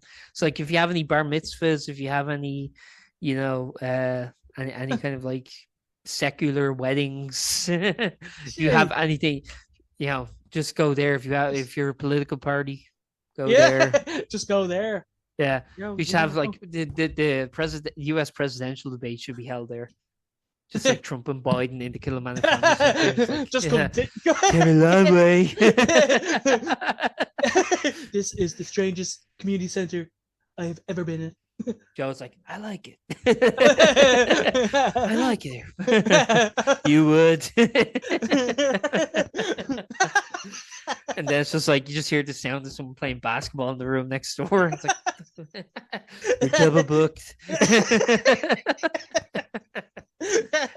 So Killamana Family Center, go now. This is not an ad, by the way, just in case the advertising agency or whatever is listening. In case they come and attack us. Just in case they're like, you have to disclose when you're doing paid advertisements. I'm literally not getting any money, although I would like to. Oh yeah, well, if you want, dude, literally, people have gotten in trouble for that shit. Yeah, if you want to give them money, go ahead. Dude, people have legit gotten shit for like just talking about a product, and then people are like, "That sounds like an ad to me," and they're like, "It's not." So, I'm making it clear, it's not an ad. It's very clear. Being paid by anyone. Yeah, but you should go there. You should go there. I'm saying this independently. I like it there. It's really nice, but that's still there.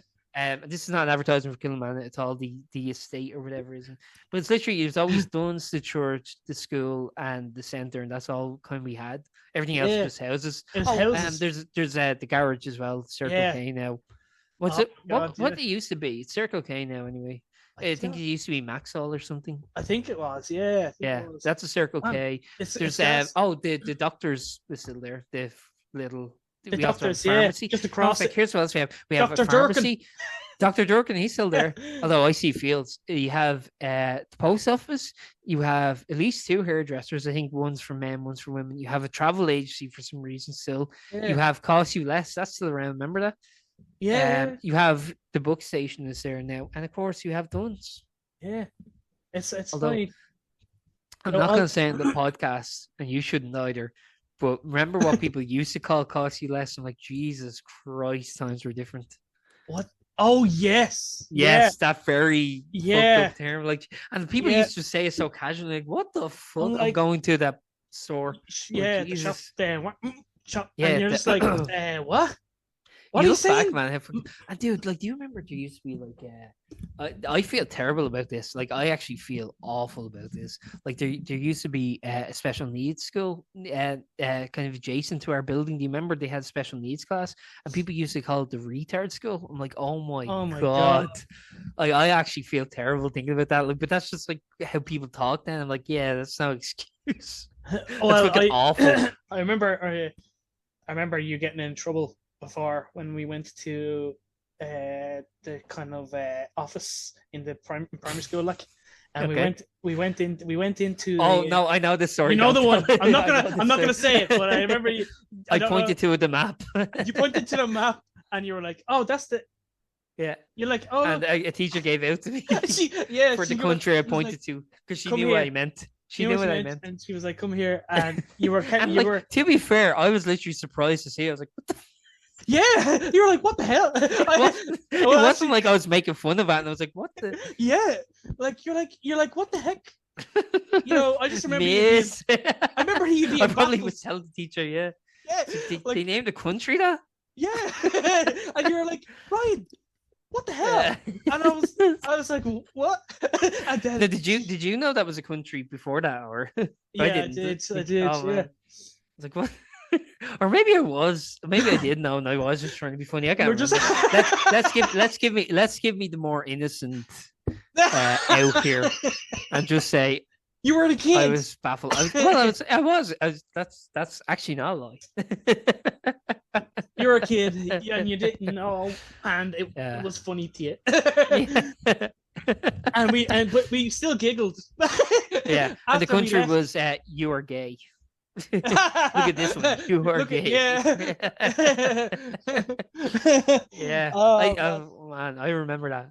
Oh, were we even there? I wonder. We're probably been It was a shooting. message. Dude, do you remember? We got sent. Oh We yes, got we got sent to send messages. Dude, do you messages. remember what do you call it? One time a kid brought a Playboy into school and he was like showing it. He was in the schoolyard and this What? crowd starts drawing. Yeah, and this crowd starts drawing, look at the Playboy, and the kid's like Mr. Big Balls with like the Playboy, kind of like showing it around. So a crowd gathers. So Murray just happens to walk by. He sees a crowd gathering. So he looks to see what the kid has. He sees that's a Playboy. But the funny thing is that he goes, bring that down to my office. Everyone made the same joke that he was just in his office, with the Oh my Playboy. god, I Yeah. think I remember that. Yeah. Oh my He just god. walking around the schoolyard with a Playboy. But that was like such a big deal if you're like, 8. It's like, oh, what? How did you get that? How did you Yeah. get that? Oh man, Like it's like it's probably literally or it's something. literally another life. I remember they having us lining up to get into class and we were lip Yes. finger on our lips and Oh yeah, man. Nope. Yeah. uh, Line up line up at the whistle. yeah. Oh, the bell, the bell. The It's like bell. a bell. Oh yeah, they had the bell as well. They did And both, didn't they? I remember a whistle as well. do you remember the like the yard or playground or whatever? Yeah, yeah. It was kind of cut in half. You Yeah, had yeah. seniors So on. one was like 8. I think it was second class to 4th, and then the other was 5th and 6th, right? Yeah. Yeah. Seniors and like the bigger Oh, that was on big, the other side, yeah. the big kids and you get Well, to on by the one side ground. you had junior infants to first class, and they were allowed to all mingle. But then on the Mingle, other yeah. side, it was second class to 4th class had one side of the playground, and then Yeah. 5th and 6th had the other. Yeah, it's You remember crazy. there was this game we played where I don't know what it's called, but like they would line up and we'd rush and basically just punch the shit out of each other. Yeah. And it was like, what the fuck? And they just allowed that. It was like, Or even the way that you weren't allowed on the older kids side. yes, yes. And we used to play this game where it was like, see how far you can get. Yeah. Oh, yes. I remember. I remember, like, you'd be playing chasing with someone and they'd run over to that side and be like, fuck. It's like a barrier of entry. Oh no, I can't get him. Yeah. Or like playing hide and seek or something. It's like, let's hide over there. It's Remember gas. there was a spot for hide and seek. It was literally just around the corner. Around the Do you corner. remember? And it's like, but everyone knew about it, so why would you still do it? Yeah, it's like, oh no, where'd he go? Where'd he go? Actually, you think about it, we used to play hide and seek in that fucking yard, and there was like nothing to hide by. There was like, I think, a basketball thing. It's like, where did we hide? I think I can't remember. I think we more played chasing. We did chasing It as was well. like We did hide, as well, and then they were allowed run. Oh, there was hide and go seek chasing. We combined them. So it was like once you were caught, you got tagged. Hide and kiss chasing. I don't think we played that. I don't remember that one. That was like if you're a horny ass kid and you were like, I just want to kiss someone. How about we make a game of it? That was the joke we used to say. It was more so. It was up at the top of Kilmanagh, and it was more so hide and seek outside, and we'd be and me and my brothers be playing, and then we'd be like, "Oh, you're gonna play hide and kiss chasing," and they used to just slag us for it. It's like, no, we're just playing chasing. Just You know? chasing, And then fuck the off. brother's like, no, you're playing hide and kiss chasing. Oh, no, I'm not. I'm not. Just regular chasing. It's about how, it's funny how, like, you can sit, like, as your mind, the way you are now, remembering yourself back then. And how like, how insignificant innocent. a lot of this shit was, too. Yeah, like, it's bizarre. It's literally like remembering a dream. You know? Man. And it's funny because a lot of Kilnamana still, like, did you ever get looks the way it is now. Like, it hasn't really changed that much. No, and even places itself in my dreams sometimes. If my dream is trying to come up with a place to go, it's like around. It's like a default map. Literally, it's like a default map. It's gas, like. Yeah, man. But yeah, perfect, man. Excellent. Thanks very much for your time, and best of luck with the release. Cheers, and you too as well. Yeah, man. Yeah. I'll give you a shout when it's out. Although Absolutely. I'll probably be putting some up on Instagram. Are you gonna probably see it? You should interview yourself. I was thinking about that. Like, well, what I was gonna do is like real shameless self promotion. I'm just gonna like, I don't know, just like hope other people I've interviewed over the time will give it a listen and be like, no, it's freaking good. Just cut have the screen in half, and then one with your glasses on, and the other one with your glasses on. With contacts on, and just be like, so what made you want to do the album? But the timing would be bad. That's the thing that would fuck me up, would be the timing. Because it would just be like a millisecond out, so I'd be talking over. So I was like, so what made you want? I wanted to do the album. Interrupting yourself. Yeah, man. Oh man, I would not be able to time that correctly because I'd have the one. So I'd be listening to myself. Like, so I'd ask the questions, and then I'd listen to myself ask the question, and I'd be in the middle of answer. Then I realized the next question's coming. Yeah, man, I'm not good with timing, as you will all see when the record comes out. Well, same. It's not my forte. It's a tricky other thing. Nor is production. I will say the thing you described to me earlier about when you're recording the music and it's a bit delayed. That is an actual thing you can fix. It's like a certain. Yeah, because sometimes my Scarlett does that, but there's a certain button you have to press to make sure. Sometimes I even turn it off and on again, makes it go back to normal. But it should actually play straight normal. It should actually play normal for you. Yeah. Well, actually, I've just been used to just like cutting it now. So no. If things are a little off, like my thing is like if it sounds fine, it's fine. It's fine. Exactly. Yeah. It's, that's it. Exactly. But like, because it was fucking me up for a bit, because like it sounded really off tune with vocals. I'm like, maybe I'm just like a worse singer than I am, and I don't proclaim to be a great singer. But like, I'm like, maybe I'm worse than I am, and then I realized, oh no, it's the timing issue. Because then once I was adding bass to it, I realized they're off times. Like, oh shit, and then I had to go back to the first records I did, and then fix the thing. I was like, oh great, I can sleep now. Perfect, man. I don't know how you do it on Audacity, but if you ever get like... Yeah, I'm looking into it anyway. I use Reaper and stuff like that. Okay. But for the millionth time, we will say goodbye then. Bye-bye. Until next year. Until next year or whatever, yeah. Send me tunes whenever you want, man. I'll be always happy to hear them. Perfect. Excellent. All right. Have a good one. You too, man. Take care, man. Bye. Thank you for listening to that episode of Post-Burnout.com interviews. If you liked it, please subscribe and stick around because we have plenty more like this coming soon.